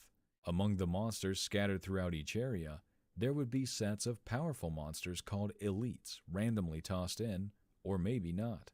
It's safe to say that the amount of randomization found in Diablo 2 is just as compounded as the game's world itself. Navigating this new world wouldn't be as simple as it was in Diablo, where pathways to the surface wouldn't do much for players having to travel long distances across the world. Blizzard found a way to remedy this by placing waypoints throughout strategic locations to help cut down the daunting travel times. Each town would have its own waypoint, and every waypoint the player found would allow them to travel to and from all others. Aside from the things Blizzard expanded on, they also added several new features. For one, equipment that could potentially be socketable. Items could appear with up to 6 sockets, which the player could insert different gems into, giving the weapon new abilities based on the type of gem. There were also several types of mercenaries that could be hired by the player to assist them in their fighting against the forces of hell. These mercenaries had different abilities based on their type and class. They could also be outfitted by the player with specific weapons and armor, and could even level up and increase their own stats just like the player, but without gaining any new skill points and abilities. While playtesting was an essential part of every aspect in Diablo 2's design, it was a monolithic undertaking. Because of every playthrough being different with random mobs, equipment, and generated maps, it was impossible for them to test the later stages of the game without playing through the entirety up to that point. For example, testing to make sure a sorceress that chose fire spells as their focus could beat the final level in the game's hell difficulty, there was no way to tell what equipment they would have found along the way. So they would have to replay the same build throughout the entire game over and over again. To help catalog the large number of issues that can be found in a game that gives so much of itself to randomizers, Blizzard's QA team created a web-based bug reporting database to track all bugs, balance issues, and gameplay suggestions. Throughout its extensive use, it would accumulate more than 8,300 issues and suggestions. Blizzard North would tackle this mountain of data by dividing teams into organized groups, where each would address only specific issues like certain skills, item functionality, monster types, and spawn rates, and even constantly replaying areas to check what items may randomly spawn there. This level of quality assurance not only served to improve the game in obvious ways, but also led to these testers becoming very good at the game, giving them unique insight for what late-game, high-hour players would experience, as well as being able to retroactively apply that experience to give the game a smoother transition up to that point. One aspect of the game, designed in parallel and geared towards, was the new Battle.net. Just months after the original Diablo launched, Battle.net had become the largest online gaming service in the world, and at Diablo 2's launch would have more than 6 million unique active users. Despite the original Diablo's online success, they wanted to expand Battle.net to handle game servers where the Realm games would actually be played, secure character data servers, and game tracking systems. While they had attempted to retrofit BattleNet's existing environment to support this, melding technologies is no simple task, and they decided it would be easier to just recode. Blizzard would team up with the biggest internet service providers in the world to conduct months of internal and external beta testing for this new iteration of BattleNet. While the largest number of testers on their servers was around 100,000, the true test was after launch, when the player count was in the millions. They had underestimated not only their sales, but also the amount of players that would make use of the BattleNet systems. Diablo 2's launch on June 29th in 2000 was another massive success, with excellent ratings and even gaining a spot in the Guinness Book of World Records for being the fastest-selling computer game with more than 1 million copies sold in the first 2 weeks of availability, and by January 2001, it had sold 2.75 million copies worldwide. Towards the east, assuring me that my salvation lies within the ruins of ancient kingdoms. Though I know the way, I know not what perils will arise to hinder my journey. And as I pass through the first gate, I know that the better part of my soul will remain behind.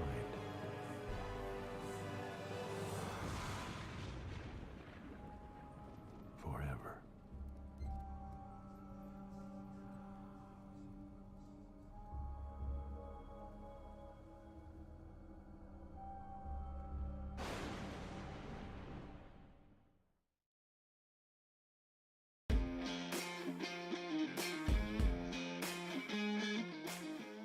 Diablo 2 had expanded on the original in almost every way, but the gameplay itself had remained very similar. There were still specific classes, but now with their own skill trees. There were still random magical properties on items, but now they also had item sets. These were different pieces of equipment that, when worn together, would activate bonus magical effects. The roster of enemies included many new monsters and variants of those monsters, as well as new attacks and very improved AI. The elemental resistances remained, but poison was added, and the magic damage type had been removed from the resistances and instead added as its own damage type. The quests were far more interesting and engaging, and the places they would take you were anywhere from the original game's town of Tristram to another dimension reminiscent of outer space. The emotional tone of the game remained dark and mature, with the environments mostly retaining the original's gothic appeal. Most of the areas were specifically designed with large open battlefields in mind, allowing for players to maneuver and make full use of their new abilities. The UI and inventory management remained simple while still being overhauled with many quality of life improvements. Blizzard had also added a stamina system. Like most other modern games, this would determine how long a character could run before they would get tired and slow to a walk. As for classes, there were some new additions as well as the original 3. There was the Amazon, a continuation of the original game's Rogue, with a skill set geared towards the use of javelins, spears, bows, and crossbows. The Barbarian, a sort of deviation from the previous game's warrior class. He was the only base game class capable of dual-wielding weapons and a skill tree made up of melee attacks, shouts, and passive buffs. The Paladin was also a sort of deviation from the previous game's warrior class. Being a holy warrior, his skill set was made up of prayers, which somewhat resembled the Barbarian's shouts, either being able to damage the enemy or buff himself as well as his party. Most of his skill set was made up of very aggressive and fast attacks, along with some AoE and ranged attacks sprinkled in. The Sorceress was the successor to the original game's Sorcerer. Able to bend the elements to her will, her skill tree consisted of ice, lightning, and fire-based attacks. Able to cloak herself in elemental-based armors and capable of dealing some of the highest damage possible. And finally, the most unique class, the Necromancer, holding the most diverse skill set of offensive, support, and summoning abilities, with his curse tree allowing for many different afflictions, his summon tree allowing him to raise an army to fight for him, and finally, his offensive skill set, which mostly consists of AoE crowd control spells. The attributes and stats were also brought into Diablo 2 as well, with mostly the same concept. Strength affecting how much damage a player could do with melee weapons, as well as being a requirement for stronger weapons and armor. Dexterity affects your chance to hit as well as the chance to dodge or block. It was also used to determine the damage of all ranged weapons, plus javelins and daggers. It was also a requirement for some equipment. Vitality, which simply increased a character's health and stamina. And energy, which determined how much mana a character has. This was different from Diablo's mana system in that increasing this attribute would not increase a spell's chance to hit, because in Diablo 2, spells always hit what they touch, nor would it affect the spell's performance. Diablo 2's expansion, Lord of Destruction, brought another 2 classes, an entirely new act with new monsters and a boss, a plethora of new items including class-specific gear, and one of the most sought-after aspects of the game in Update 1.10, runes. Starting with the classes, we have the Assassin, featuring augmented fist-like weapons such as claws, katars, and hatchet hands. She possessed an oddly diverse yet complementary skill set. Her martial arts skill tree was all about melee combat and charge-up attacks. Her shadow discipline tree included things like passive and active buffs, and even the ability to conjure a shadow of herself that would fight alongside her. Her trap skill tree consisted of several different sentries that would fire autonomously at nearby enemies with fire or lightning, and could even explode corpses like the Necromancer. The other class, the Druid, is similar to the Necromancer in that he can conjure minions to fight with him, but these familiars are animal-based rather than pulled from the bodies of the dead.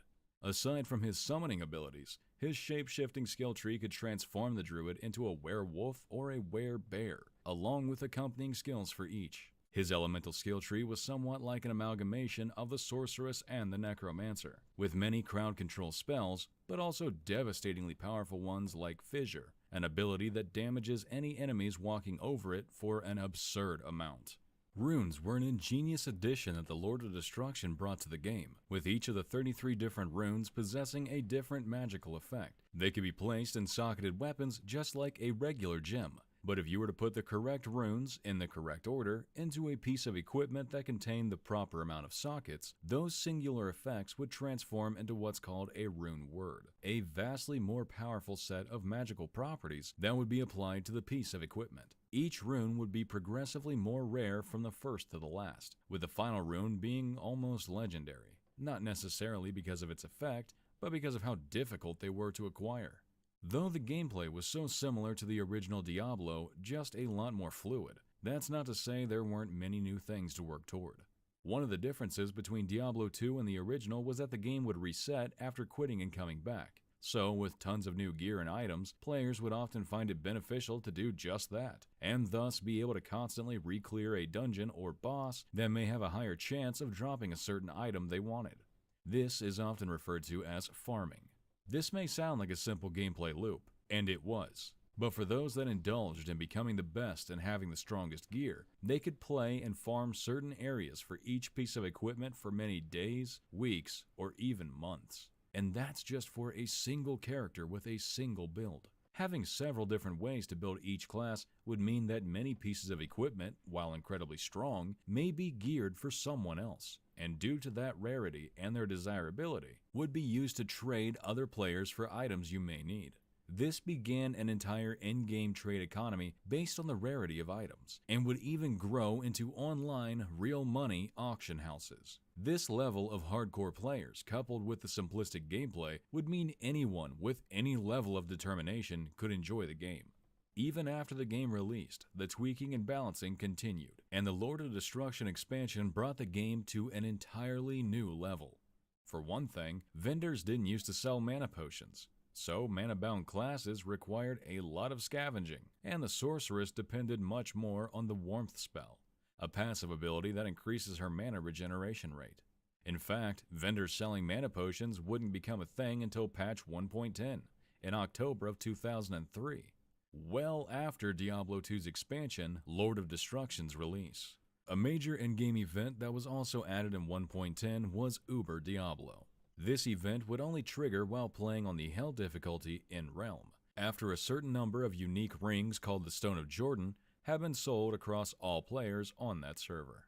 The screen would shake, and a message would appear saying, a substantially more powerful version of Diablo would take the place of whatever next super unique monster would spawn. meaning he could essentially appear anywhere. The very next patch, version 1.11, would bring another in-game scenario called the Pandemonium event. This was a multi-stage bonus quest that, like Uber Diablo, could only trigger while in-realm, and would require players to gather 3 keys that were only possible to acquire as a random drop from 3 separate bosses while playing on the Hell difficulty. Once acquired, players would travel to the Lord of Destruction's Act 5 and transmute all 3 keys in the Heradra Cube, opening a portal to one of 3 separate locations, of which all held a separate, vastly more powerful version of 3 of the game's bosses. Defeating them, each will drop a specific item, and when the player collects all 3 of them, they could put those in their Heradra Cube and transmute them as well, opening a 4th portal to Uber Tristram. Here the players will encounter the game's 3 final bosses, Mephisto, Diablo, and Baal, all together. But of course, they were not only infinitely more powerful than their regular forms, they also have new abilities and summon minions at regular intervals. Achieving victory, and what an achievement it is, will reward the players with the potentially highest value loot and a Hellfire Torch. Blizzard's final patch would add skill synergies, making it so putting points and abilities you don't use can buff the ones you do use, giving players the ability to further optimize particular builds. With all of these endgame events, random drops, and things to constantly work toward, the game's replayability reached well off into years. In fact, at the time of writing in 2021, the game is still alive. While it only has a fraction of the players it had in its heyday, it still retains players without the use of any modern game marketing tactics. So, they improved the game from the original, that's the evolution, and we can move on. No, not quite. While the definition of evolution can be applied in this way, this video would be no better than a review if left as such. So, let's take a recursive look and see how Diablo had truly gotten to where it was at the time of Diablo 2 and Lord of Destruction. Diablo's evolution is ironic, to say the least. When it comes to the core gameplay loop, Diablo 2 is the exact same as Diablo 1. The change is only in extra content and features. While playing Diablo, you're doing the exact same thing over and over again. Go to this area, slay these demons, get better gear, repeat. It's as simple as that. What Blizzard has to achieve is a reward system that can last, and has lasted, for years. In this case, decades. New players come to this sequel and find it very similar to the first, but these new characters have a new skill tree, neither of which are overwhelming, but at the same time, as the player progresses, their choice in class and skill set will lead to experimentation on their own, eventually leading to a much deeper understanding of this very simple concept. Discovering runes, and eventually rune words, becomes this all-devouring scavenger hunt where you would actually want to farm certain areas, doing the same thing over and over again just for that chance to finally get that rune you need to finish a piece of equipment. And once you get to the next area, you start finding more that will make even more powerful equipment. So you start doing the same thing over and over again. Not because you had to, but because you wanted to. Runs that go wrong and you end up getting equipment for other classes or builds were still potentially worth trading with other players. Even if you've torn your way through every difficulty and have been doing Baal runs for the past week, you still have Ubers to go after. And after all of this, there's still several different builds you can try with your class, or many others you can do with all of the other classes. Everything you do is working towards something. No player actions are wasted. And yet, what you've been doing this entire time is go to this area, slay these demons, get better gear, and repeat. The evolution from Diablo to Diablo 2 and its expansion is ironic because it didn't evolve into something new, it evolved into a perfected form. The realization that their original core gameplay loop was the main attraction, and rather than try to reinvent it or shove in a bunch of disrupting features, they simply added more ways to enjoy it. Regardless of the specific fondness people had, whether it be the people that want to max out every character, finish as many builds as possible, or get the strongest and rarest gear in the game, all of it was achieved through the simple but excellent core gameplay loop. But there was one central thing that brought the genre to the next level: loot. The scarcity of those powerful items coupled with a refined gameplay enhanced the loop to epic proportions. As I said, the loop never changed. They just added more ways to enjoy it. Go to this area, slay these demons, get better gear, repeat. Go to this area. Waypoints, like the dungeon exits from the first game, allowed you to quickly get to the area you needed to be in. Slay these demons. The monsters you fight were vastly expanded and improved upon, but the biggest part was the addition of elite monster groups, which directly affected the next part of the loop. Get better gear. Not only had the amount of gear been massively increased, but socketable items, gems, skulls, jewels, runes, and rune words created an entirely new meta around this aspect alone. And repeat, regardless of what you were doing, finishing the game for the first time or on harder difficulties, doing magic find runs or farming certain areas, the repetition of doing the same thing over and over again was not only required, but desired. You could point to any feature and contend that it is the reason for Diablo's success. But the fact of the matter is, all features are subservient to the core gameplay loop, the loop that defined the genre. Unfortunately, this would be the original team's final game before their unceremonious departure from the company. And what would come next was something very different.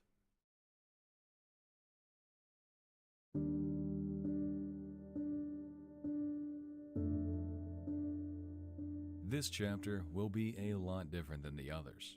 A lot of the development for Diablo 3 was kept quiet, and a lot of pretending like everything was fine, like they were just continuing on from where they left off.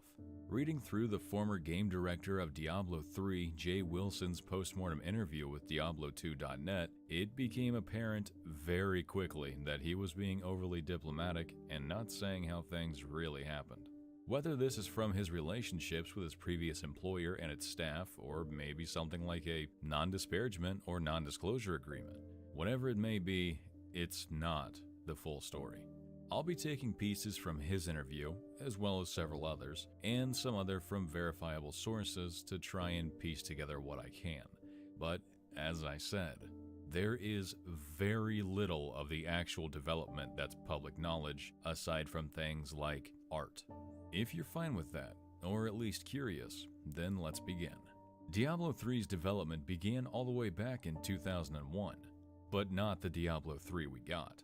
The original Diablo 3 was started by Blizzard North, the same studio and the same people that made the other two games in the series. In fact, Blizzard North by June of 2003 had two games in production, Diablo 3 and a similar Diablo game of sorts that would take place in space. This was incredibly short-lived, as by the end of June, 17 key employees left Blizzard North to form two new companies. These employees included none other than David Brevik and Eric and Max Schaefer, the founding members of Condor, if you recall, the studio that would become Blizzard North during the first Diablo game's development. Not long after, another 13 would leave as well. While some of these resignations were dominoes falling and others were people genuinely wanting to start something new, the final straw came down to money, specifically their future income.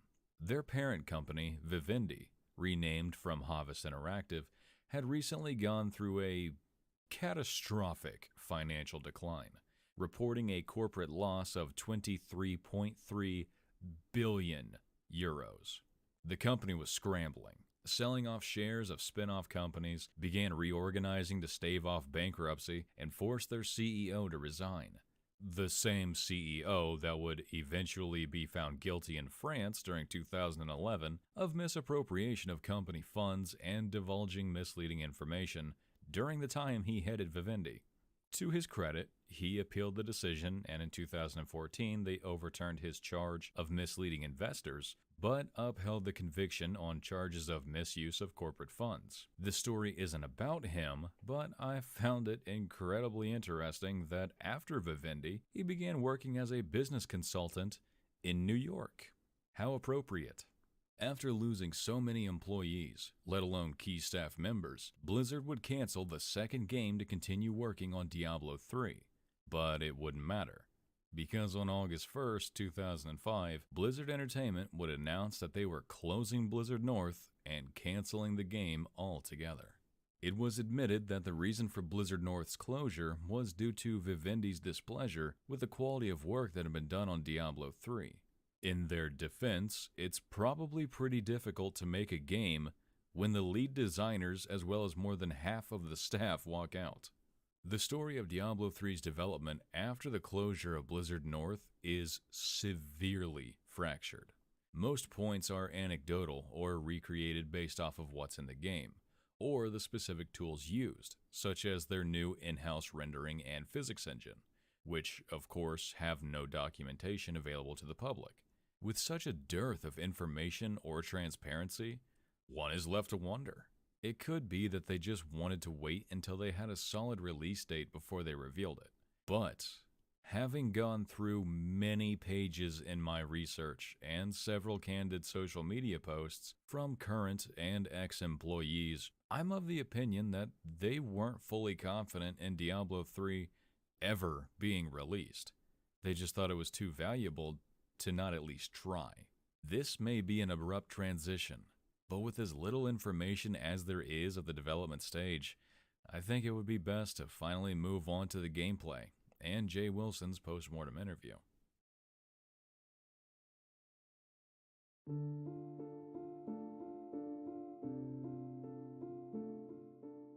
Before we get to the details and the very extreme deviation in the evolution of the series, I'd like to make one thing perfectly clear.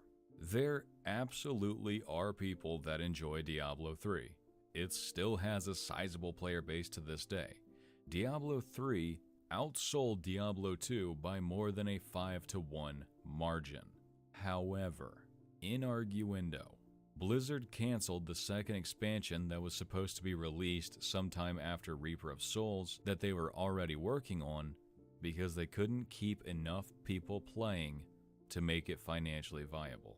This isn't conjecture, they said this. Diablo 3, while certainly the most deviant of the series, was also the most transformative. Multiple times throughout its relatively short history would patches add or remove not only features, but the entire system around them. Even though it would sell more than 5 times the amount of copies of Diablo 2, it had begun hemorrhaging players almost immediately. Though there are several arguable factors, the two main culprits in the Nephilim exodus that were acknowledged by Blizzard themselves were the drop rates for rare items and the oh-so-convenient solution to this manufactured problem built right into the game, the Real Money Auction House. The Real Money Auction House, for those that either haven't played the game or played after its removal, was exactly what the name says. You can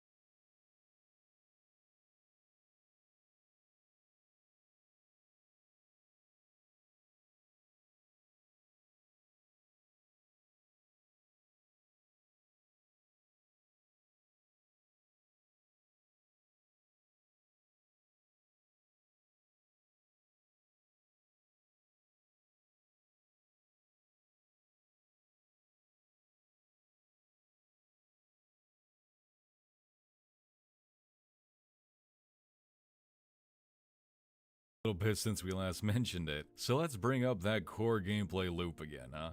Go to this area, slay these demons, get better gear, repeat. The auction house effectively removed the need to go anywhere, or the need to slay demons, or the need to get better gear, and even the need to repeat. Even if you would choose to play the game to find the items you wanted rather than just fork over cash, their intentionally low drop rates at launch would try their best to make sure you had a hell of a time trying to get even one good item. This was no longer a Blizzard North game. This was a Blizzard Entertainment game. And look no further than their cash cow MMORPG World of Warcraft to see exactly where they got the idea for the auction house. Jay Wilson himself would claim that they created the auction house because trading on Diablo 2 with third-party sites would result in some people getting scammed, so they wanted to heavily regulate how players were allowed to trade items. That might be more believable if it weren't for the fact that they completely removed the ability for players to trade items with each other. You were forced to go through the auction house, the place where Blizzard gets a cut from the sales.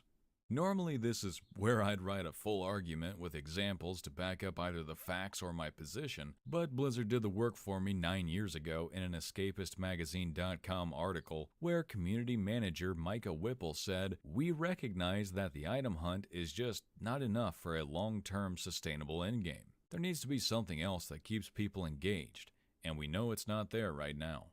We have some ideas for progression systems, but honestly it's a huge feature if we want to try to do it right, and not something we could envision being possible until well after 1.1, which it itself is still a ways out.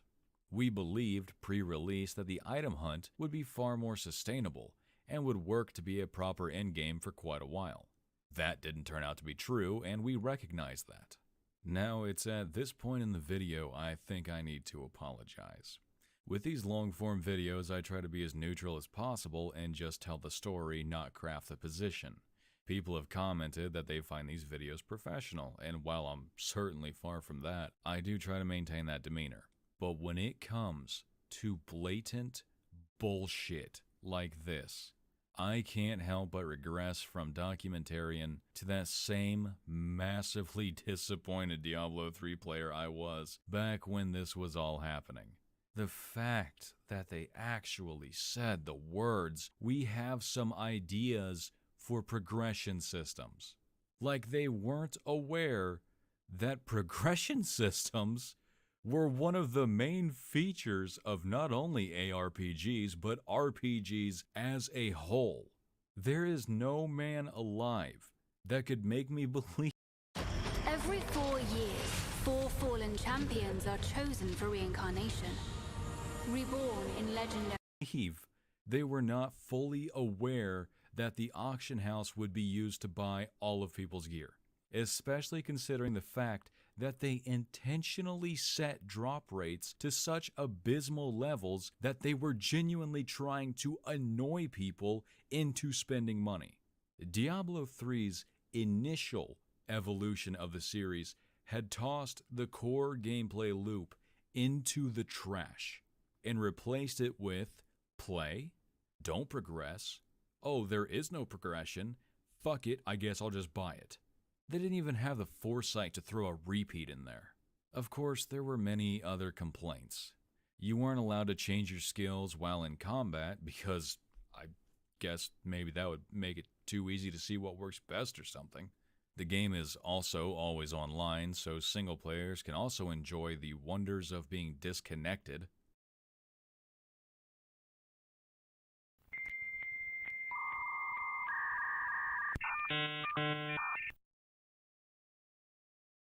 The use of potions were cooldown based, healed for most of your health, and enemies would periodically drop life orbs on death that would heal you when you picked them up. Progression in the game was directly tied to the story. Actual barriers blocked a lot of regions that wouldn't be destroyed until you finished certain quests. The story itself was, every enemy is a James Bond villain now. They monologue at you constantly, complete with, "Mwahaha, you'll never stop me and my evil plans. I'm too powerful for you." And then they would go on to explain the entirety of their plans along with exactly how you could stop them. As if giant arrows telling you where to go on your minimap weren't helpful enough. And even things like damage numbers flying everywhere with ridiculously high numbers in the multiple millions. I guess they really liked how mobile games looked. Wait a second. Do you guys not have phones? Yeah, you guys all have phones, right? Yep, okay, that makes more sense now. Look, if you're one of the people that did enjoy Diablo 3, especially in the beginning, it's fine if you did, alright? You're allowed to like things even if someone else didn't. But if you are and you didn't understand some of the hate for the game, it's stuff like this. This whole part may seem like venting or just hating on the game, but I assure you, this is me being as thorough as I've been on all other gameplay points I've made in this video. But getting back to the gameplay itself, Diablo 3's removal of the manually assignable stat system was added to loot instead. No longer would you build a character to use specific equipment for specific builds. Now all of those stats would come from the equipment itself, thus also removing all attribute requirements for equipment. Characters were now only as strong as their equipment. Since almost all abilities are based off of weapon damage, a naked max level character can't beat a single-digit level character. Not that it was too big of an issue, since they completely changed PvP to only be allowed in arenas where players could only fight 1v1 or 2v2. No more massive brawls outside of town. Those were too much fun, and we're not having that around these parts. A cool addition to the game was artisans. There was one for crafting and repairing weapons and armor, as well as breaking them down for materials, one for crafting rings, amulets, and gems, as well as removing gems from equipment, and a third for customizing the look of your gear and re-rolling magical properties on equipment.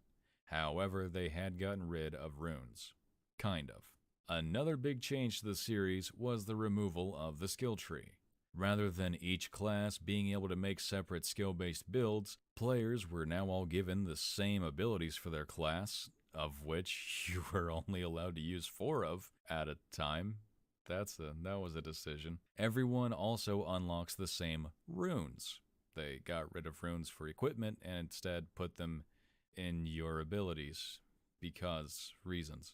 Everyone also unlocks the same runes, and some are inarguably superior to others, limiting the choice to a select few for each of the 4 possible abilities. Skills that deal damage are also based on weapons damage, so most of the time you'll only care about the weapons damage rather than any magical properties it may have, unless it's a really good piece of equipment. This streamlining and simplification of abilities and building characters in general was an evolution of the series by itself. Keep in mind, at this time, Call of Duty had seen a meteoric rise, and many studios expressed jealousy of its ability to consistently and successfully target the largest growing audience by far, kids. That's not to say that all people that like Call of Duty are kids and not all kids like Call of Duty. I like Call of Duty. Just that the simplicity and flashy gameplay is a big draw for kids and directly correlates with their marketing and target demographic. Of course, all of these skills are nothing without their classes, and Diablo 3 did come with some new-ish heroes, with 2 more eventually being added. Most of these new classes each came with a new resource in place of mana, though it serves the same purpose, but usually regenerates or accumulates absurdly fast, matching the game's combat of randomly touching any skill on your keyboard, which will cause the entire screen to explode and everything dies immediately, and sorry, bias got away from me there for a minute. First, we have the Witch Doctor. Unfortunately, the Witch Doctor's entire class can be summed up with a simple, he's Diablo 2's Necromancer just without the bone skills. Specializing in raising the undead, poisoning his enemies, and putting curses on those that stand in his way. Sounds familiar. Next is this mountain of a Nephilim, the Barbarian. He's very similar to the original Barbarian, except now he can only use 4 skills instead of 30, and can now also summon. You heard that right. Next is the wizard. If you're curious as to why she isn't called a sorceress, the official story, straight from Jay Wilson, is that they wanted to rename her to force themselves out of their comfort zone. I would expand on that, but I have no idea what that's supposed to mean. Like the Barbarian, she's very similar to her Diablo 2 predecessor, but now can also only use 4 skills at a time, and her teleport has an 11-second cooldown. Next, the Monk. He's the amalgamation of the Diablo 2's Paladin and Assassin, able to dish out assassin-like martial arts and use defensive abilities like the Paladin. And the last of the original Diablo 3 classes is the Demon Hunter. The Demon Hunter is the amalgamation of Diablo 2's Amazon and Assassin, specializing in ranged and some close-quarter weapons, but also with a set of traps and a sentry turret. If you were worried about the lack of actual new classes, the Reaper of Souls expansion and the later added new character download has got you covered. First, we have the Crusader. This entirely new hero is the Paladin from Diablo 2. One of his 4 skills is the hammers and everything. And later, we would get the most exotic and new class in the game, the Necromancer, which is seriously just the Necromancer from Diablo 2, but they can only use 4 skills. Writing this entire section of the script is slowly killing me. Instead of mercenaries, you'll now find 3 separate followers in the first 2 acts of the game. An Enchantress, which is newspeak for wizard, which is apparently an out-of-comfort-zone sorceress, the Scoundrel, a light version of the Demon Hunter, and the Crusader, a sort of Paladin-style follower, and also the only one you'll ever use. You can outfit these followers with weapons, armor, rings, amulets, and special trinkets. They have several sets of 2 skills with which you can activate one or the other whenever you want, so long as they're high enough level to have it unlocked. Here's the thing. While a lot of the changes were controversial for some people, after the removal of the horrible idea that was the auction house, a lot of this was just new takes on an old game. Whether people, such as myself, liked them or not, the game was slowly but surely evolving into a new version of the old gameplay loop. One of the stumbles, or falling off of a cliff they had along the way, was when they removed the auction house. They boosted the drop rates for items to an extreme degree. Aside from enemies sometimes dropping multiple legendary items, simply breaking barrels could yield them as well. While this was a return to the original loop, it left the rarest items in the game feeling as common as everything else. And if you'll remember, loot is a very important aspect of this gameplay loop. As I said earlier, Diablo 3 proved to be the most transformative game in the series, and with the expansion,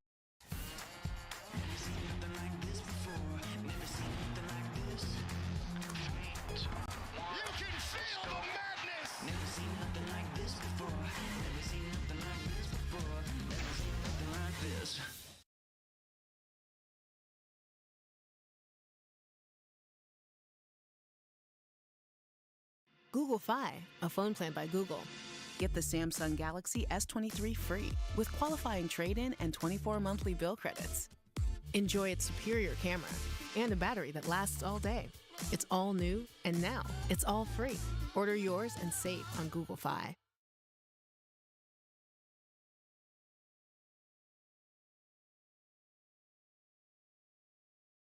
expansion, Reaper of Souls, as well as their new Loot 2.0 system, the game was moving, in some people's opinion, in the right direction. This video is certainly not a review, but I do think it's worth mentioning the huge amount of work done on this game after launch to completely change it into something most Diablo Puritan fans could at least recognize. With the addition of the Paragon leveling system, a way to level your character past the max of level 70, which would also apply to the new characters you created, and then of course the total overhaul of that system, as well as the almost infinite Nephilim and challenge portals, Infernal Machine, Adventure Mode, and new legendary gems reminiscent of Diablo 2's Torch Charms, the end game's potential replayability far exceeded that of all other games in the series. Diablo 3 went from a terrible cash cow grift fest to an actual evolution of the original core gameplay loop. Whether you enjoy this new brand of gameplay or not is irrelevant for this purpose, and whether the game will ever get those millions of players back, especially with Diablo 4 and Diablo 2 Resurrected on the way, it's pretty unlikely. But at this point in Diablo 3's journey, and the series as a whole, the evolution continued to revolve around the core gameplay loop of go to this area, slay these demons, get better gear, repeat. As usual, this video took a while to make. This one especially because it wasn't just talking about the game, but rather analyzing the evolution of a series. Fingers crossed that the algorithm picks this video up because the Sins of a Solar Empire one, ouch. Sorry that the Diablo 3 section was so short, I genuinely am. Look, there just isn't much to that game, in my opinion. It just feels like way too much of a watered-down, simplified mobile game to me. Especially after playing them all in a row to get this video put together. If you thought there was anything I should have included, absolutely, feel free to speak your mind.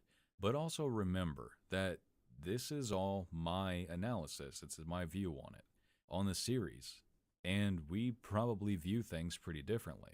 That's not to say either of us is wrong, it's just that we have a difference of opinion. There were also several things I ended up having to cut too, like the part where Diablo 2 started using invasive anti-cheat software that ended up banning a massive amount of completely innocent people. That was a whole debacle. I couldn't find any footage at all for it, and it was a lengthy segment, so instead of a black screen or just irrelevant footage, I cut it. Of course, part of the decision on that was it wasn't really relevant to the evolution of the series. It was more just anecdotal, and I had enough of those already, like the Vivendi guy. Anyways, hope you enjoyed the video. And if you did, helping me out by leaving a comment or something would be much appreciated. That way this video doesn't turn into Sins of a Solar Empire 2.0. What else needs to be in the outro? Someone asked if I had a Patreon. I don't. And I think it would be better to wait a while before I bother with anything like that, but who knows, maybe that's a bad decision on my part. I do have a Nexus page that you could check out if you want, that'd be cool. But I think that wraps it up for this one. If you made it this far into the video, please remember to leave a like. And if you want to see content like this and more, subscribe to the channel. This is Mitchell Godsend. Have a good one.